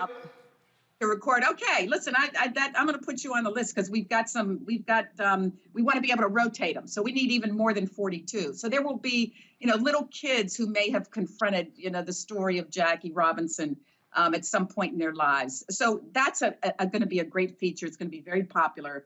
I think, because of the characters who will talk about it. And then there's another feature that there's a huge scoreboard that goes 70 feet long as you walk into the main gallery. And it's interactive. And you will be able to answer questions on small sort of media outlets throughout the museum in real time. The results of that survey that you will answer will appear up on this huge scoreboard, and it will be juxtaposed with what other people have said on that question. So popular question among the curators of the museum is, let's talk about Colin Kaepernick, and let's talk about how Jackie Robinson would not salute the flag back in the 40s and 50s because he said, I'm a Black man in America, and I've got to, make sure I register my fundamental complaint about how I am not a first-class citizen. His book is called I Never Had It Made, and he said, if there's one Black person who is not free, I never had it made. Exactly right. And so that's a feature I'm excited about because we'll get a lot of sort of real-time topical feedback from visitors on, just what they think. What Jackie does for us is all of these issues we're confronting now. My tagline, Roland will tell you, my tagline in my email is one of Jackie's quotes that resonates with me still, which is the most important issue of our time is the issue of first-class citizenship for all Americans. And he said that in 1947. So I ask you, is that relevant? He talks about how, Roland, your quote, but unless everybody has first-class citizenship and the opportunity to achieve, and I have to tell you, we've gotten some pushback on that already. We've done some surveys with our focus groups, and there are going to be some fireworks at the museum. Well, let me go ahead and say this before I go to my next question, because and here's, I think. And you don't have to confirm it. Let me just say it, Della, because I know you got to raise the money and everything else, but here's the real deal. White America wants to treat Jackie Robinson like some civil rights bobblehead figure. I say the same thing every year about Dr. King. What people want to do is they want to strip the radicalness of Jackie Robinson. Absolutely. And so they want to essentially strip the Blackness of Jackie Robinson, the freedom fighter of Jackie Robinson. He was a nice Negro, but but see, they were, Jackie Robinson, he didn't fight back. Jackie Robinson. You see another Jackie Robinson. So, but it's the same thing with King. And so when you had the folks, they sitting here giving the quotes. I called out many people. I said, hold up. When doing the Colin Kaepernick deal, I said, hold up. Don't forget what Jack. And there was somebody were even trying to quote Jackie. I'm like, y'all didn't read his book. And so so what y'all are doing for me, I think, which is great, by telling, like Paul Harvey say, the rest of the story, it's like, wait a minute, hold up. And it wasn't just doing baseball. This is a brother who was swinging, who was pissed with Nixon, Jackie Robinson was a Republican who was like, y'all better be speaking on civil rights. He was an independent. He was never a registered Republican. That's another misnomer. He was an independent, but he sometimes voted Republican. Right. He initially supported Nixon because Nixon said to him, listen, we want to put Blacks on corporate boards. We want to, talk about economic empowerment. When he went to meet with Kennedy, Kennedy wouldn't even look him in the eye. And Kennedy said to him, I just don't think it's time for the Negro to. And Jackie walked away from his meeting with Kennedy and said, he's not ready. And then Nixon said the right thing. Look, slick politician that he was, and got Jackie's endorsement. But in 64, Robinson was very ticked off at Senator Barry Goldwater and campaigned against him. Absolutely. And rejected Nixon and talked about how wrong he was in assessing his character because he wasn't what he said he was, and he didn't do what he said he was going to do. So but that's the Robinson they don't want to talk about. Michael. Just like, yep. Michael? All right. Thank you, Roland. Thanks, Della, for giving us this history lesson. Can you talk about Jackie Robinson testifying in 1949 at the House Committee on Un-American Activities against Paul Robeson and what that and why he did not want to testify but felt compelled to do so? Can you talk about that, please? Absolutely. And I was actually going to start talking about that. And I said, let me shut up and hear the questions. And I did an interview with the Black Press, this group called More to Black. Roland, do you know this group, this consortium of Black newspapers? A woman named Liv Dwyer interviewed me yesterday. And I was talking to her about the role that the Black press played in Jackie's, not just his baseball years, but after. And the HUAC testimony was something, I'll give you the story here. So Branch Rickey, who was a Republican, some thought, Rockefeller Republican, meaning, a little less, right wing than some. Look, Branch and Jackie had gotten close at that point. Branch was very supportive of Jackie. Rachel was the only spouse who was able to travel with Jackie to give him companionship when he was on the road and couldn't stay in the mainstream hotels. But so Branch Rickey said, listen, why don't you testify? Because professedly, Jackie said, we got to go to war. We got to go to war. That was his disagreement with Martin Luther King. Every conversation they'd start with, and we'll have letters back and forth between them that are just so eye-opening, where they say, listen, brother, I love what you're doing. Keep doing it. We need the struggle. We need you to do what you're doing. I just disagree. I think sometimes we got to go to war. Jackie wasn't the pacifist that, Gandhi and Martin Luther King were. And he said, sometimes people are ugly and violent. And he says, you got to fight. You do your duty. Okay. But Jackie disagreed with Robeson on the same terms. Robeson was aligning himself with the Communist Party, with, specifically the Russian Communist Party, and said, why should Black people go to war against the communists who haven't done anything to us? And, they've sort of got a system that we ought to look at. You all know that debate. And Jackie struggled with that. He said, okay, I'll testify, because he was being true to himself. He said, I don't need to, in fact, to quote Jackie, he said, I don't need a bunch of communists and Russians to tell me how to fight racism in my country. I need to fight it in my country, but I don't know what they're going to do to help our struggle here. And I'm not convinced that they would act any differently if there were a substantial population of Black folks in Russia. So that was Jackie's position. And he did not want to align with the communists. He said, look, I'm Democratic. I'm in the United States. Now, Jackie spent days and days on that testimony. About 5 to 10 minutes of it talked about his disagreement with Robeson's position. Mind you, after he laid the foundation for how much he respected Paul Robeson, both as an athlete, as an artist, as an activist, he said, look, I give him his due. We disagree in methodology. We both are looking for the same thing, which is justice and, social justice, equal opportunity. But I don't need to be communist to do that. That was his basic sort of divide with Robeson. The rest of his testimony, the rest of it, which was what that piece was, talked about racism in America and how disillusioned he was, how we needed to do something, how it was the whole notion of in fact, he would say, until every Black person is free, nobody is free, Black or white, because it's a problem. And it's only covered what Jackie said about his disagreement with Robeson. They didn't cover any of the rest of the speech. The overwhelming majority of the speech was about racism in America. In fact, there's an exchange at one point where one of the senators say, well, listen, you need to be patient. Colored folks, Negroes need to be patient. And Jackie said, well, what are you talking about patient? We're going on 200 years here. And, you're talking about being patient. So there was this real heated exchange with a couple of the senators, none of it covered in the white press. However, the Black press covered it. The Chicago Defender covered it. The Pittsburgh Courier covered it. The Amsterdam News covered it. The Baltimore African American covered it. And talked about Jackie's testimony about racism. And yeah, he said disagreed with Brother Paul Robeson. And that was really pretty much the case throughout Jackie's experience in baseball and after, where the Black press would cover the whole story. The first day Jackie played, April 15th, 1947, he was a blip about him having played. At the end of, sports columnists, they would say, well, yeah, Jackie Robinson was up, he was 2 for 3, hit the game-winning RBI at the end of the game. I mean, pretty significant for a Black guy who's playing against all this vitriol.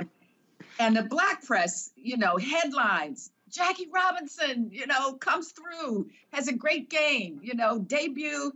And so that fueled Jackie. I mean, that was a big help to Jackie. And when I was talking to, the Black journalists the other day, and NABJ, I've talked to NABJ people, I know you're involved in that, Roland.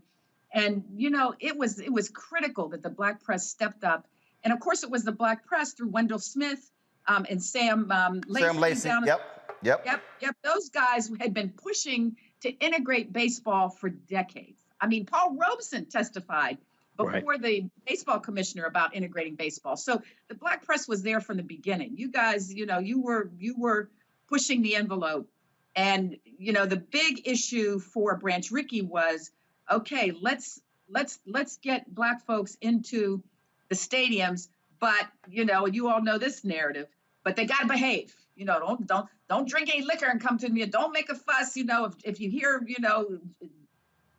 epithets thrown at Jackie, relax. Don't overreact. If Jackie can keep us cool, so can you. I mean, the press was just vital. I don't know. Was that responsive? Yeah, no, that was absolutely. Because because what you just described is the narrative that people run with. Oh, Jackie Robinson sold black people out, and he dissed Paul Robeson.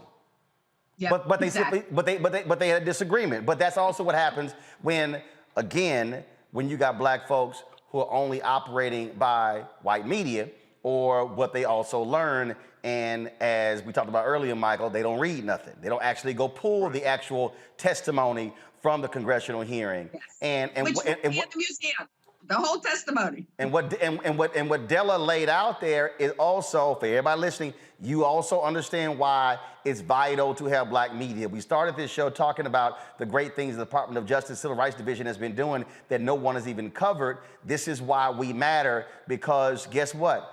We're not operating by what they do. Again, we're not sitting here, living by their code, by what they do. And this is why we have this mural right here. Y'all can go ahead and take it in our studio, which is the nation's first black newspaper, Freedom's Journal.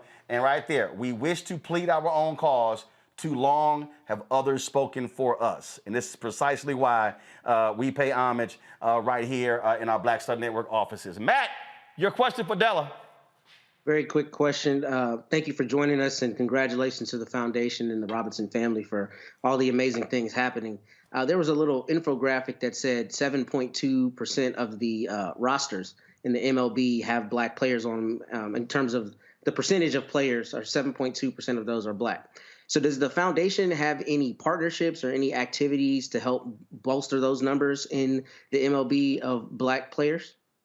Well, let me just say I'm impressed. You guys are hitting all the hot buttons today, all the things that are very much on the screen, so to speak. Okay, so to answer your question as to whether we're involved, look, we have to some extent, stay in our lane, which is, we're a college scholarship program. Our goal is to get African-American students, not just through college, but get them to self-actualize, get them to be able to take advantage of all that's available to them. So exposing them to their options.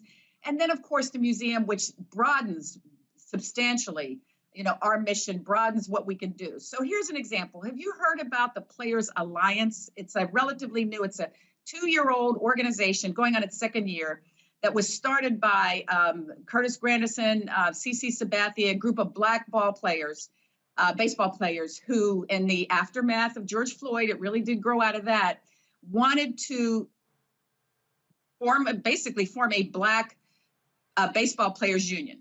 So this is separate from the Players Association, which, by the way, now has at its helm the first African-American and the first former baseball player named Tony Clarke, wonderful guy, heading it. So Tony, as you alluded to, Roland, Tony's a little compromise. He represents, it's like Barack Obama. He represents all the baseball players. But Tony's head is very much, and he's very active in pushing the envelope for recruiting more black players. So just give you a little more flesh on those statistics. So in 1981, the percentage of black baseball players was 18.7%, okay? So here we are. Let's fast forward another almost 30 years, right? And the black ball players last year was 7.6. This year, as you pointed out, it dropped to 7.2. So it's going down. It's steadily going down, and it's continuing to go down. Is there a concern about that? I mean, I'm not in the heads of either Rob, the commissioner of baseball. I'm not in the heads of the team owners, which, of course, are a very strong force behind these issues, particularly the wealthy team owners. But there are efforts to try to increase the number of African-American ball players. Let me throw into this equation the Hispanic, the Latin ball players, Latinx, Latin ball players who have come up from the Caribbean, come up from Central and South America to play, some of whom I have to always remind people, Latin is not Hispanic is not a race. So there are Black Hispanics and there are other Hispanics. There are white Hispanics. There are those who are of mixed race, however, whatever nomenclature we're using today. That's a complicating factor, though, because if Major League Baseball were to count the Black ball players who play, who come up from Latin America, and who are Black, and how do we define that? That's a whole nother conversation, y'all. And that's one of the things we want to talk about in the museum. We want to do an installation in the museum that literally counts. It's in the section where we talk about the Negro Leagues, because Jackie only played for the Negro Leagues basically for a little over half a season. So yeah, he was in the Negro Leagues, but he was there, almost 9 months, which is, a little less than a season. But we want to count the number of Black ball players, baseball players through history. We literally want to do, in fact, we want to do it in a form of an art installation. It's a piece of artwork, and we've gotten the initial specs on it. But it's causing a real issue, because what do you do with the Black Hispanic players? Because right now, Major League Baseball, the Richard Lapchick, what's his Richard Lapchick program? He was a long time at dealing with sports, diversity in sports, long time at Northeastern. I think he's now moved to another university. Yeah. Yeah, exactly. It's down Florida, Central Florida. So, they count Black African, they use the term African-American ball players, and I think they purposely use African-American because they're confused. And then the Latin players, whether they are Black or white, are in a separate category. The Asian ball players are in another category. And then they even separate that out because they'll do a, there's a South American versus, Central American and the Caribbean. So it's funky. And so we're trying to figure out, are we literally going to go around and poll Big Papi, okay, right? Take Big Papi, who's going to go into the Hall of Fame on July 24th of this year. He's a Black man, and there's no question about it. His English is still a little broken, but, he really very much is and identifies as a Black person. But he is not counted in those numbers. Isn't that interesting? Well, one of the things that the LA Times has this story out today, it was a column actually, go to my iPad please, where that the manager of the Dodgers, Dave Roberts, is calling out Major League Baseball for reducing opportunities for Black players. He criticized them for cutting the rounds of the draft. He said that is having an adverse impact. They also eliminated 43 minor league teams. That was about 1,000 players. And he said, look, this has an impact on players. This is when you're talking about undeveloped, raw, talented African-American players, that process takes time. It always has. When the draft is shortened, it just doesn't give those same guys the opportunities. It also doesn't give the organizations the opportunity to see those guys or identify those guys. And so he said it. He said, you know what? In years past, I wouldn't have spoken out, but now I am. And he said, I'm now concerned myself with more than just managing on the field. And I think. And so back to that circle, though, the Players Alliance, Roland, that's one of their goals. One of the goals of this group that got to these Black ball players, and they raise money every Jackie Robinson Day. They ask, and some of the white players contribute too, by the way. They ask for players to give their salary for the day, for Jackie Robinson Day, to the Players Alliance. And that money is being used primarily, a good part of their agenda is to recruit in Black communities to go and do, training, seminars in Black communities, baseball seminars. So, that's one of their goals. Major League Baseball has contributed $100 million $10 million to that effort. So, there are some initiatives like that. Harold Reynolds, obviously well-known MLB baseball commentator, is talking about forming find, where are the 42s, which is to go around, not to colleges and universities, but to some of the, the farm teams, to go to the neighborhoods where some of these Black players are playing some really good baseball, and recruiting that way, not only recruiting from college, not only recruiting from high school. So in any event, sort of long-winded answer to your question. There are efforts. Yep. You know, let's see what happens. Well, bottom line is pressure bust pipes, and those things must continue. So, Dell, it's always good to see you. We appreciate it. If folks want to support the foundation, where do they go? www.JackieRobinson.org. One word, Jackie Robinson. And hope to see you guys at the museum.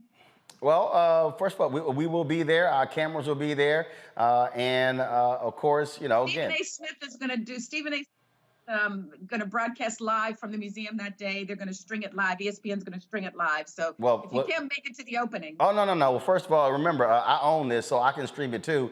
And I don't have to ask anybody. We can broadcast from there as well. Good. Of course. See? That's how we do it. Absolutely. All right, Della. I appreciate it. Guys. Thanks a lot.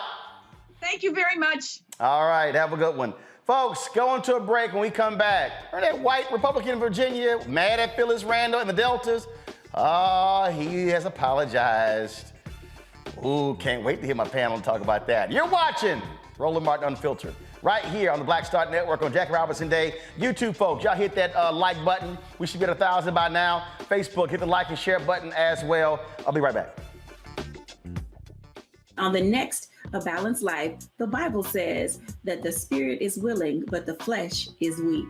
After 2 years of hunkering down, we can all relate to that. Spring, sun, and fun. We may be ready to get out there, but our bodies may not be ready to party. On the next A Balanced Life, we're going to get our mind, body, and spirit on the same page. That's A Balanced Life with Dr. Jackie here on the Black Star Network.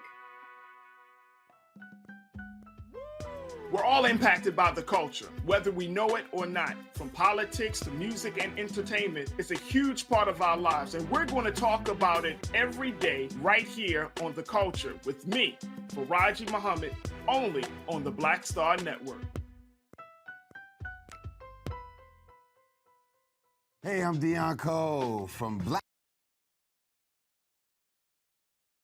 Randall, it looks like you're in the D.C. area, so you might actually have. Yes, I'm based in D.C. I live in Loudoun County. I do know Phyllis Randle. So Phyllis likes to show, and this really has me curious again. Like, why would Phyllis Randle hire the Miss Chairman of the Loudoun County Board of Supervisors does? We've already declared that Phyllis Randle's a Delta. Hold on. That's one person. Name them. Phyllis Randle's a public person. I'm certainly not going to name the private individual. I've researched, but I've not personally heard from Phyllis Randle. This all starts with Phyllis Randle hiring the executive director. No, it doesn't. No. First of all, hold on. Phyllis Randle did not embezzle anything. No, she did not, but her exechative director did. I want to make sure you're on record by saying that. Well, that was Scott Pio, who is the chair of the Loudoun County Republican Party. Had him on the show a couple days ago. Got a little contentious there. We had Phyllis Randle, of course, who is a county supervisor, on yesterday, ripping into him. So, well, looks like Scott has gotten an earful from a whole bunch of y'all. So a couple of hours ago, he dropped this apology on social media. Over the last few days, I have reflected and talked to many Virginians about my recent insensitive remarks. I apologize for my comments and regret that they did not truly represent what I or my party truly believe. Our new Lieutenant Governor and Attorney General, both Republicans, represent the first Black woman and first Hispanic person elected statewide in Virginia. America's a wonderful melting pot of ethnicities and cultures, and I'm grateful that Loudoun County and Virginia are a beautiful reflection of that liberty and diversity. It's amazing, Kelly, when you catch that heat, it's on your ass. I mean, of all the sororities, you picked the largest Black one to come after? I'm pretty sure they're the largest one. Yeah, they are. That was just dumb. That was just really, really dumb. It's the caucasity for me. I mean, it was abundantly clear that he knows nothing about Divine Nine organizations, Black sororities and fraternities, or even the culture in which they came to be.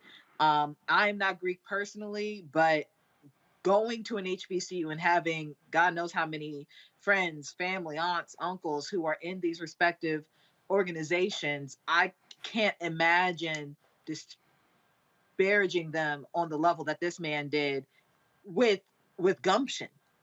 That was the thing. Again, the caucasity was in abundance that day, and it seems like a pretty shallow apology to me, but if they take it, you like it, I love it. And again, bottom line is, yes, he apologized, but be very careful, Matt, what situation you step into, because you can learn pretty fast. And I tried to warn him. I told him, hey, Scott, I don't know if you want this heat, player, so you might want to back up. But again, hashtag, we tried to tell you. Then he came on the show and doubled down, it looked like, right?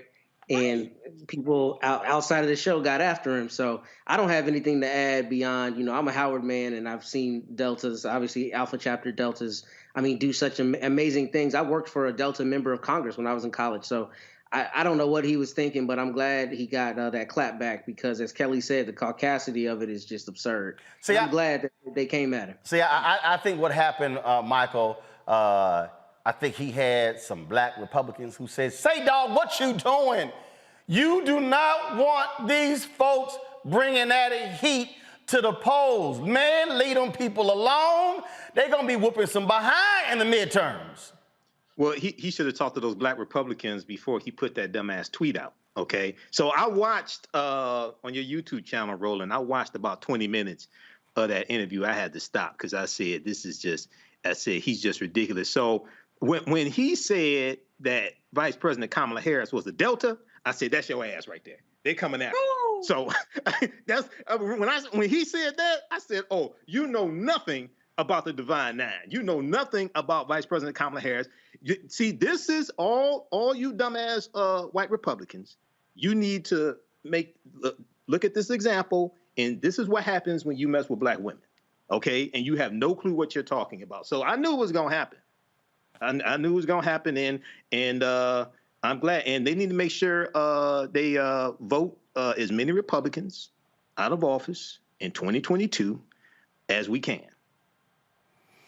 And I had some people, they were like, man, I don't know why you got this guy on this show. But I told y'all, see, sometimes you got to put folks on Front Street and you got to teach their ass a lesson. I mean, it's sort of like, when you were a kid and, you thought you could say some certain stuff to your daddy or your mama, and your daddy or your mama were like, all right, it's like that, teach your little ass a lesson.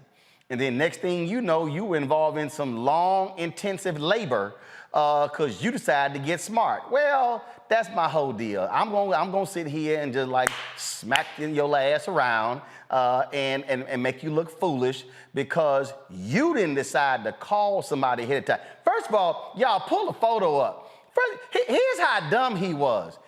Y'all remember, he was whining about, it was a tweet, he was whining about all of these Deltas who took a photo in front of the White House. Keisha Lance Bottoms, she put the tweet out with regards, took the tweet out with regards to the photo. She said, calling all Deltas to the floor.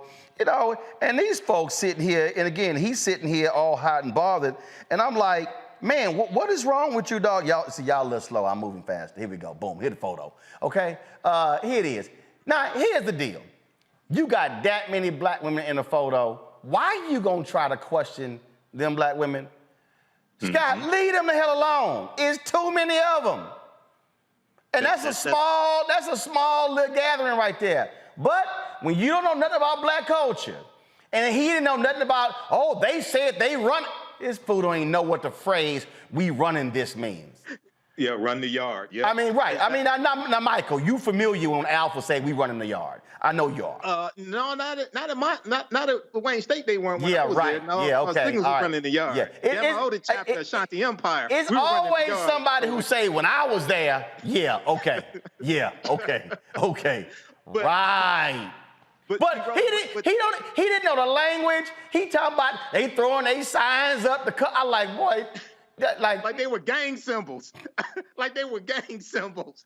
But Roland, see, this is something deeper. This deals with the fear of the browning of America by many conservatives, many white people, especially some white men, not all of them, okay, the 2020 census, the white population dropped below 50% for the first time since 1790, okay, and they see African Americans rising politically, and many of them feel threatened by this, okay? So we need to really understand what he was really exhibiting when he's calling them out. He feels threatened by powerful African Americans, especially African American women, who are organizing politically.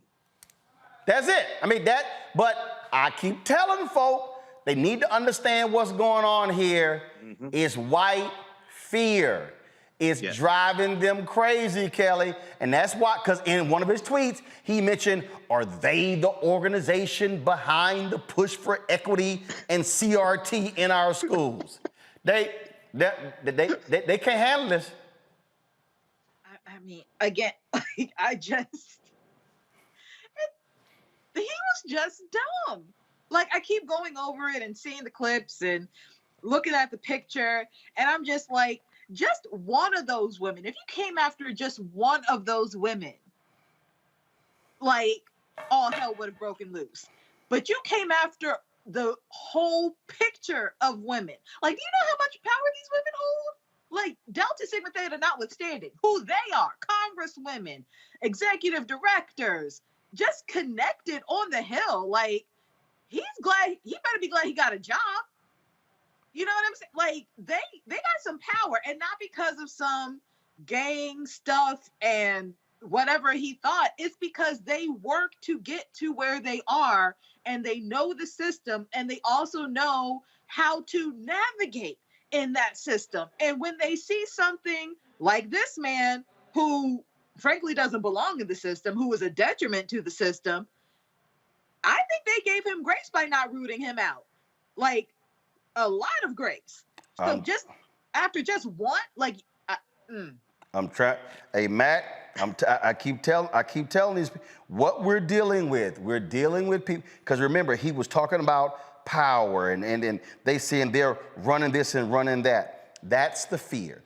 It is the fear of African Americans assuming power, African Americans now having a say in this republic. And it's not only the fear, it's the fear mixed with indignation. Because if you look at that tweet, he said Skull and Bones has lost its power. So it's not only a fear of Black people having power, it's an anger about losing power relative to Black people's power increasing. I thought that was really important that he noted that. Skull and Bones has lost their power, and then he juxtaposes that to Delta Sigma Theta as the organization that supplanted Skull and Bones. So I think you're exactly right with that fear, but I think it's in addition to the indignation for watching the grasp on that power slip away. Hey, folks, I'm telling y'all, we have not taken any pre-orders, but this is dropping in September. And y'all, I picked this cover photo for a reason. Pull it up.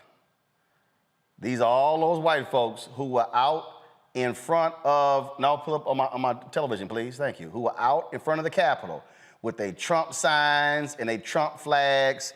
And that's why the book is called White Fear, How the Browning of America is Making White Folks Lose Their Minds.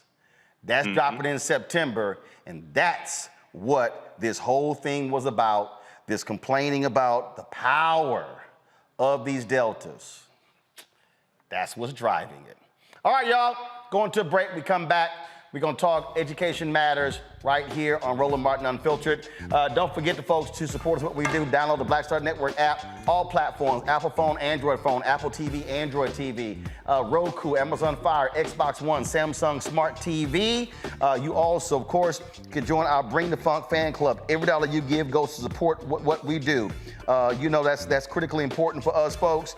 P.O. Box 57196, Washington, D.C., 200370196, and of course Cash App is $RM Unfiltered. We have PayPal as R Martin Unfiltered. Venmo is RM Unfiltered, and Zelle is rolling@rollingsmartin.com, rolling@rollingmartinunfiltered.com. And we want to thank all of y'all because yesterday, boom, we hit 850,000 subscribers on our YouTube channel. We want that many people who are also downloading the Black Star Network app because guess what? We own and control that platform. We don't own and control YouTube. So we appreciate y'all subscribing to our YouTube channel, 850,000. Thank you so very much. But we want to hit that same number on the Black Star Network app. I'll be right back. When did you know that this is what I wanted to do? I think right after high school, because in high school I was in all the plays, but I was always funny, but I didn't know nobody would pay me for it, you know? And then I saw Eddie Murphy. This was like '84 when I saw Eddie Murphy. Eddie Murphy was the hottest thing in the whole wide world, not just comedy, but anywhere. He saved Saturday Night Live. If he hadn't started that show would be gone. He had done 48 Hours, Trading Places, his first Beverly Hills Cop, could wear the hell out of a red leather suit, and he wasn't but 23 years old. He was rich enough to pee cream, and he got all that telling jokes. I said, shit, I've been funny my whole life. I didn't know people give you money like that, so I went and got some Red Fox albums. I went down to my mama's basement where I was living anyway, and I stood in that mirror and played them albums and them jokes until I could tell them like they was mad. Wow. And that started me doing jokes, and then I went and did comedy in the street. I was standing on State Street, tell jokes and pass my hat, and white folks would come up and just hand me money, and I liked it.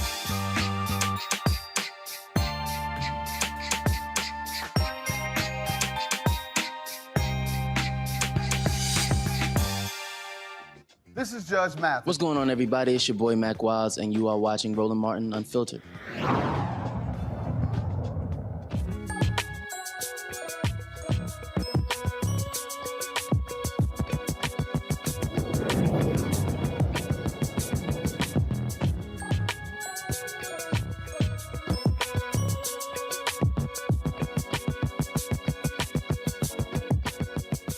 All right, of course, every Friday we focus on the issue of education, critically important to our audience, and so always providing you with useful guests and information when it comes to helping your children become better educated, but also the public policy issues that also impact education on the local, state, and federal level as well. Last week, of course, we talked about the impact of President Biden and their efforts to cut funding for charter schools. Now, I'll talk about how rap is being used to actually help our students learn math.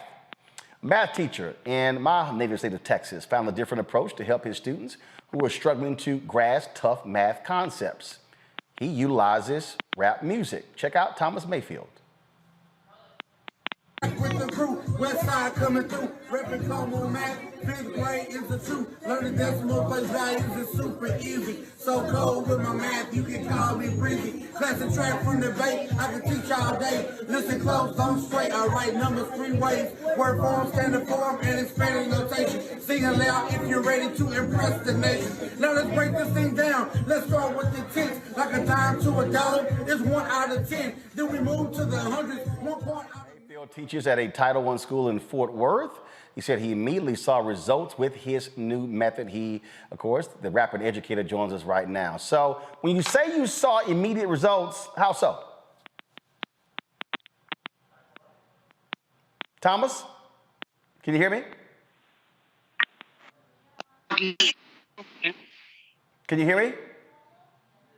Yes, sir, I can hear you. There we go. All right. So when you say you saw immediate results, how so? You know, I'm teaching in Title I schools, single parent homes, and it's a struggle sometimes, but kids are able to be receptive if they have someone that is transparent and they have someone they care about and understand why they're coming to them the way that they are. And when I say immediate results, I'm talking about kids are receptive to music more than anything else. It's easy to convey a skill or teach a skill to a student when you're using rap music. And I like to sort of bring in other contents like literacy, talking about prefixes and syllables when we write different lyrics and whatnot with our tempos and our beats per measure. So it all fits in there, and it works for all the good. Were the students surprised? And when did you start doing this? When did you first start?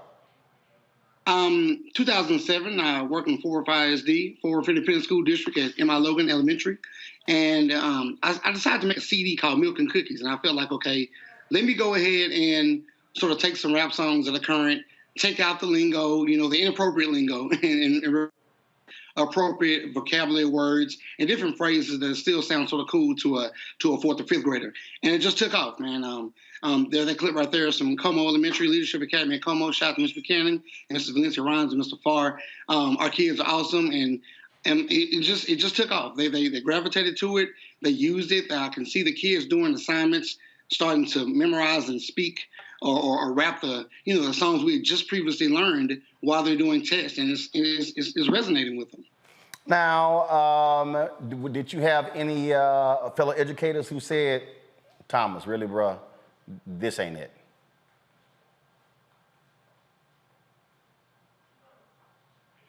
Did you freeze? Did you hear the question, Thomas? Say it again for me, Roland. I said, did you have any of your fellow educators who say, Thomas, this ain't it? Yeah, I had a couple. I have criticism every now and then, and you have to band together with people that have that comfortability and wanting to reach all students and discover that we can tap into everybody's skill, everybody's talent.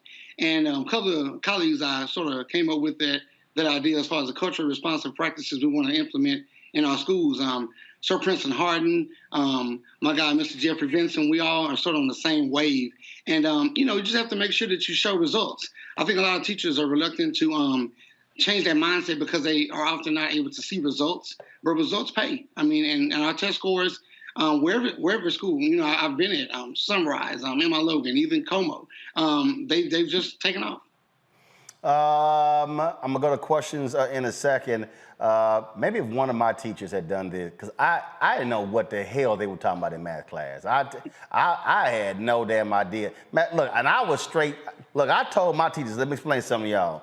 I said, I don't see Pythagoras theorem or none of that in my future. I said, but I can count money. I said, so that I can negotiate. I did.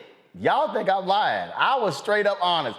I didn't know what the hell they were talking about in that math class. Algebra, geometry made no sense to me, but I knew how to count money. Matt, question. Well, first, brother, I appreciate what you're doing on the other side of the state. I'm at the bottom of Texas, but I appreciate your efforts. And I wanted to ask, I know Tarrant County and Fort Worth are pretty conservative, and right now kind of issues with CRT, with critical race theory are really a big issue as it relates to schools in particular. So have you had the school district and parents pushing back on it, trying to kind of make a marriage between critical race theory and rap, what's being taught? Have you dealt with any issues related to that? Not as far as rap is concerned. The critical race theory aspect is sort of like with different factual information, like you talk about the Trail of Tears, you talk about the racism that occurred 1960s, around that time. You might push back if you give your opinions, but if you're stating factual information and you're using music and you have a bond with your families and your communities, that's the first thing you have to develop so that they know that you're doing it for the betterment of the students and making them, proud about what they're learning and excelling in school. So I think when you have that bond and that communication, that open line of communication, there's not really pushback. And I haven't experienced a lot of pushback from CRT from that aspect at all.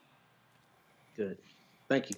All right then, Michael, you're next. I don't, and Michael, I don't think he's a Sigma. I just want to let you know that. I don't think so. Oh, it's okay, Roland. It's all right. Look at his face. He like, oh, absolutely not. Go. He like, oh, hell to the no.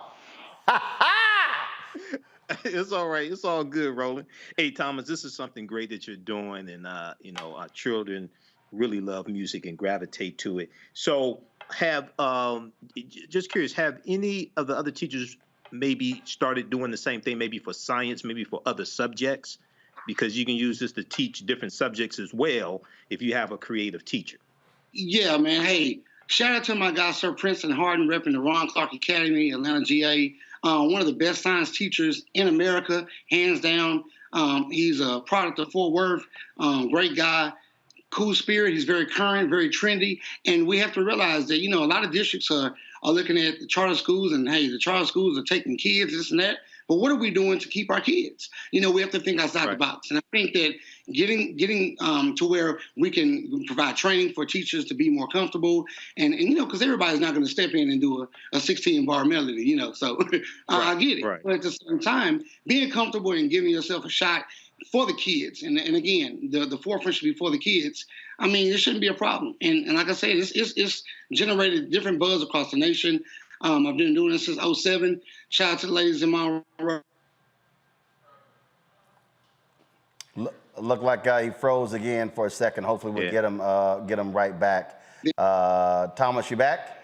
Oh, yes, sir. I'm here. All right, then. Well, your signal's going in and out there. Kelly, your question for Thomas. Sure.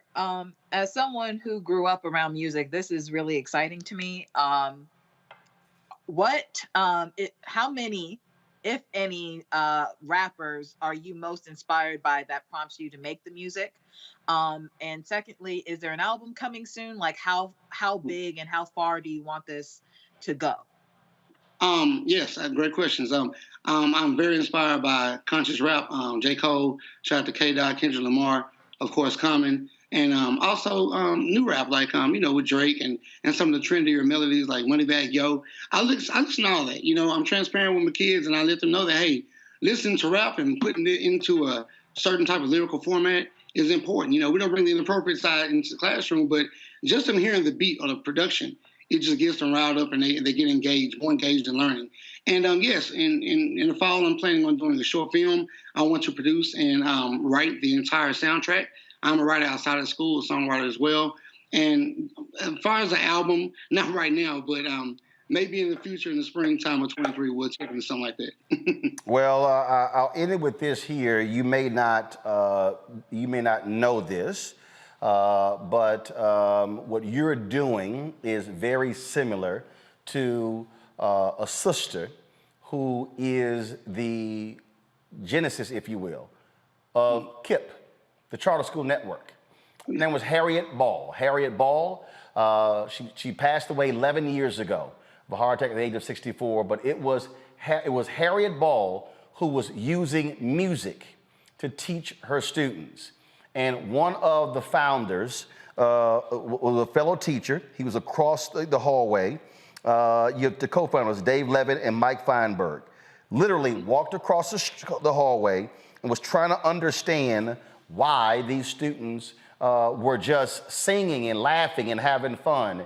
And as you see, this is the Washington Post story. She gave them a host of original songs, chants, and games to encourage learning. They took the name of their network from her most popular chant, which was, "You gotta read, baby, read. You gotta read, baby, read." And it goes, the more you read, the more you know, because knowledge is power, power is money, and I want it. Again, so the education model of KIP is all built on the rhythm being used by a black teacher in her classroom. And so what you're doing is very similar to what she did. And that's why KIP today is one of the largest charter school networks in the country. It's because of, again, them being inspired by what that sister did. So, Thomas, final comment. I think Thomas, you still there? You froze again. Yes, sir. I'm sorry. Go ahead. Your final comment. And like you said, Roland, you know, the charter schools, they have a lot of things that they can do outside of the regular spectrum. And I agree. I like a lot of charter school curriculum. I love my district's curriculum. But I think, again, just getting training for teachers is probably the first and most important thing that we need to implement within this next upcoming school year. And again, I'm grateful for being on this show. I do it for the kids, not for the notoriety. I fund these videos and these songs and the production and the engineering and the studio time myself. And I'm just really grateful to have touched so many lives that I've taught, and former students, current students, and even future students. So again, thank you. And you know, whenever you get a chance, Roland, just try to visit 421 North Albany Street if you can. Well, guess what? I spent a little time in Fort Worth. I know Fort Worth quite well. I was a City Hall reporter at the Fort Worth Star-Telegram. And so when you mention Como, I absolutely am familiar with that area, covering many of the folks there. I was there last year. Deborah Peoples was running for mayor. We had a town hall, so we were there for her as well. And so trust me, I know a little bit something about Fort Partyworth. Fort Partyworth. So absolutely appreciate it. Thomas, congratulations. Keep doing what you do. There are a lot of people, man, who are leaving the classroom. We've done the stories, especially a lot of black men, black male teachers who are leaving the classroom. And so it's great to see that you're doing. And hopefully the Fort Worth Independent School District will recognize what you're doing. Last question I do have. You talked about you saw the increased scores. As a result of what you've done, are other people now coming to you for rap tips? Oh, yeah. I did a jingle campaign last summer when we went virtual as an implementation of, no in-person learning. And I had over 75 teachers from across the nation to solicit jingles to start off their virtual classes. That was great. So it's good to see people are catching on and using it. So again, I appreciate the platform, man. I'm hoping that our teachers looking at this right now and definitely thinking about doing different things out the box to reach his or her students. So again, I appreciate you. We surely appreciate that. And Michael, see what happens, how alphas do? Well, 106. For Sigmas, our signal don't freeze up. Our internet doesn't freeze up. So, it's all good. That doesn't happen to Sigmas. But, congratulations. You want to try to go there? Congratulations. You're the one that brought up Sigmas and alphas. Yeah, but I'm just even talking about that, Ro. You brought that up. Because there are some things that are self-evident. Oh, okay. All right. I congratulate the brother on what he's doing. Of course. Remember, we all do great things, regardless of our organization. But some of us do greater things. Always remember who's your Greek daddy. Oh, wow. Thomas, thanks a bunch. I appreciate it. Remember, all this starts in Africa. I appreciate rolling. Valley region. Say it again, Michael. Just remember, all this starts in Africa, the Nile Valley region. That comes from ancient Kemet to the Nile Valley region. Yeah, okay. Right? All right. Yeah, but you know who ran that yard at Wayne State, 06. No. All right, y'all. That's it. It was Sigmas. Don't even try, please. You Sigmas don't even run their own households. Kelly, Michael. Kelly, Michael, Matt. See, Matt, I'm just going to leave him alone. Matt, I ain't crazy. I'm just going to leave him alone. Smart man. All right, y'all. I appreciate it. Thanks a bunch. It's been a fabulous week. Want to thank everybody for tuning in. And first of all, YouTube, y'all really tripping, okay? Why am I having to tell y'all to hit the damn like button, okay? It should be automatic that we hit 1,000 likes every single day. Don't y'all understand that has an impact on the algorithm? So right now, we got 893 likes. That don't make no sense. We've been on for 2 hours and 19 minutes, and we got 800. So I'm about to do the last part of the show. Y'all better hit 1,000 before I get done. So hit the like button right now, damn it. All right, folks, download the Black Star Network app. We want to hit 50,000 downloads by May 1st. Apple phone, Android phone, Apple TV, Android TV, Roku, Amazon Fire TV, Xbox One, Samsung Smart TV as well. If you want to support us in what we do, please give to the Bring the Funk fan club. Every dollar you give goes to support this show for what we do. And so that's critically important, y'all. Please, Cash App, $RM Unfiltered. PayPal is R Martin Unfiltered. Venmo is RM Unfiltered. Zelle is RolandSMartin.com. Roland at RolandMartinUnfiltered.com. Coming up next, okay, after we finish the show, the 7th part of our Ghana docuseries, 1619 to 2019, the year of return. You don't want to miss that. The previous 6 have been fabulous. Trust me, people are learning so much. I hope y'all absolutely tune in to watch that. We end the show every single Friday by showing all of our Bring the Funk fan club members. We have to do that. Birmingham, I'm going to see y'all tomorrow. I'm coming to town. The USFL launches this weekend. Kevin Sumlin, former head coach of Texas A&M, is coaching the Houston franchise, the Houston Gamblers. I told Coach, I'm going to come there and support you. They're playing all the games in Birmingham in their first year. So I'll be at the game on Sunday, 1 p.m. Eastern. So y'all look for that. Fisk, I'll be on your campus, my final lecture as a scholar in residence, and we're going to be broadcasting the show live from Fisk on Monday. So looking forward to that as well. And we're going to have our panel on the scene. Reverend Jeff Carr and others will be right there joining me at Fisk campus for Monday's show. So a lot of things going on, and so we appreciate all that y'all do. Folks, that's it. I will see y'all tomorrow. Celebrate Jackie Robinson Day. But remember, all of Jackie Roosevelt Robinson, not just the baseball part. Get his book, I Never Had It Made. It's a phenomenal read. Trust me, you'll learn a lot more. And yeah, he was right with Colin Kaepernick when it came to that flag and the Pledge of Allegiance. He was real clear. Read the book, then you'll know. I'm gonna see y'all guys on Monday. How?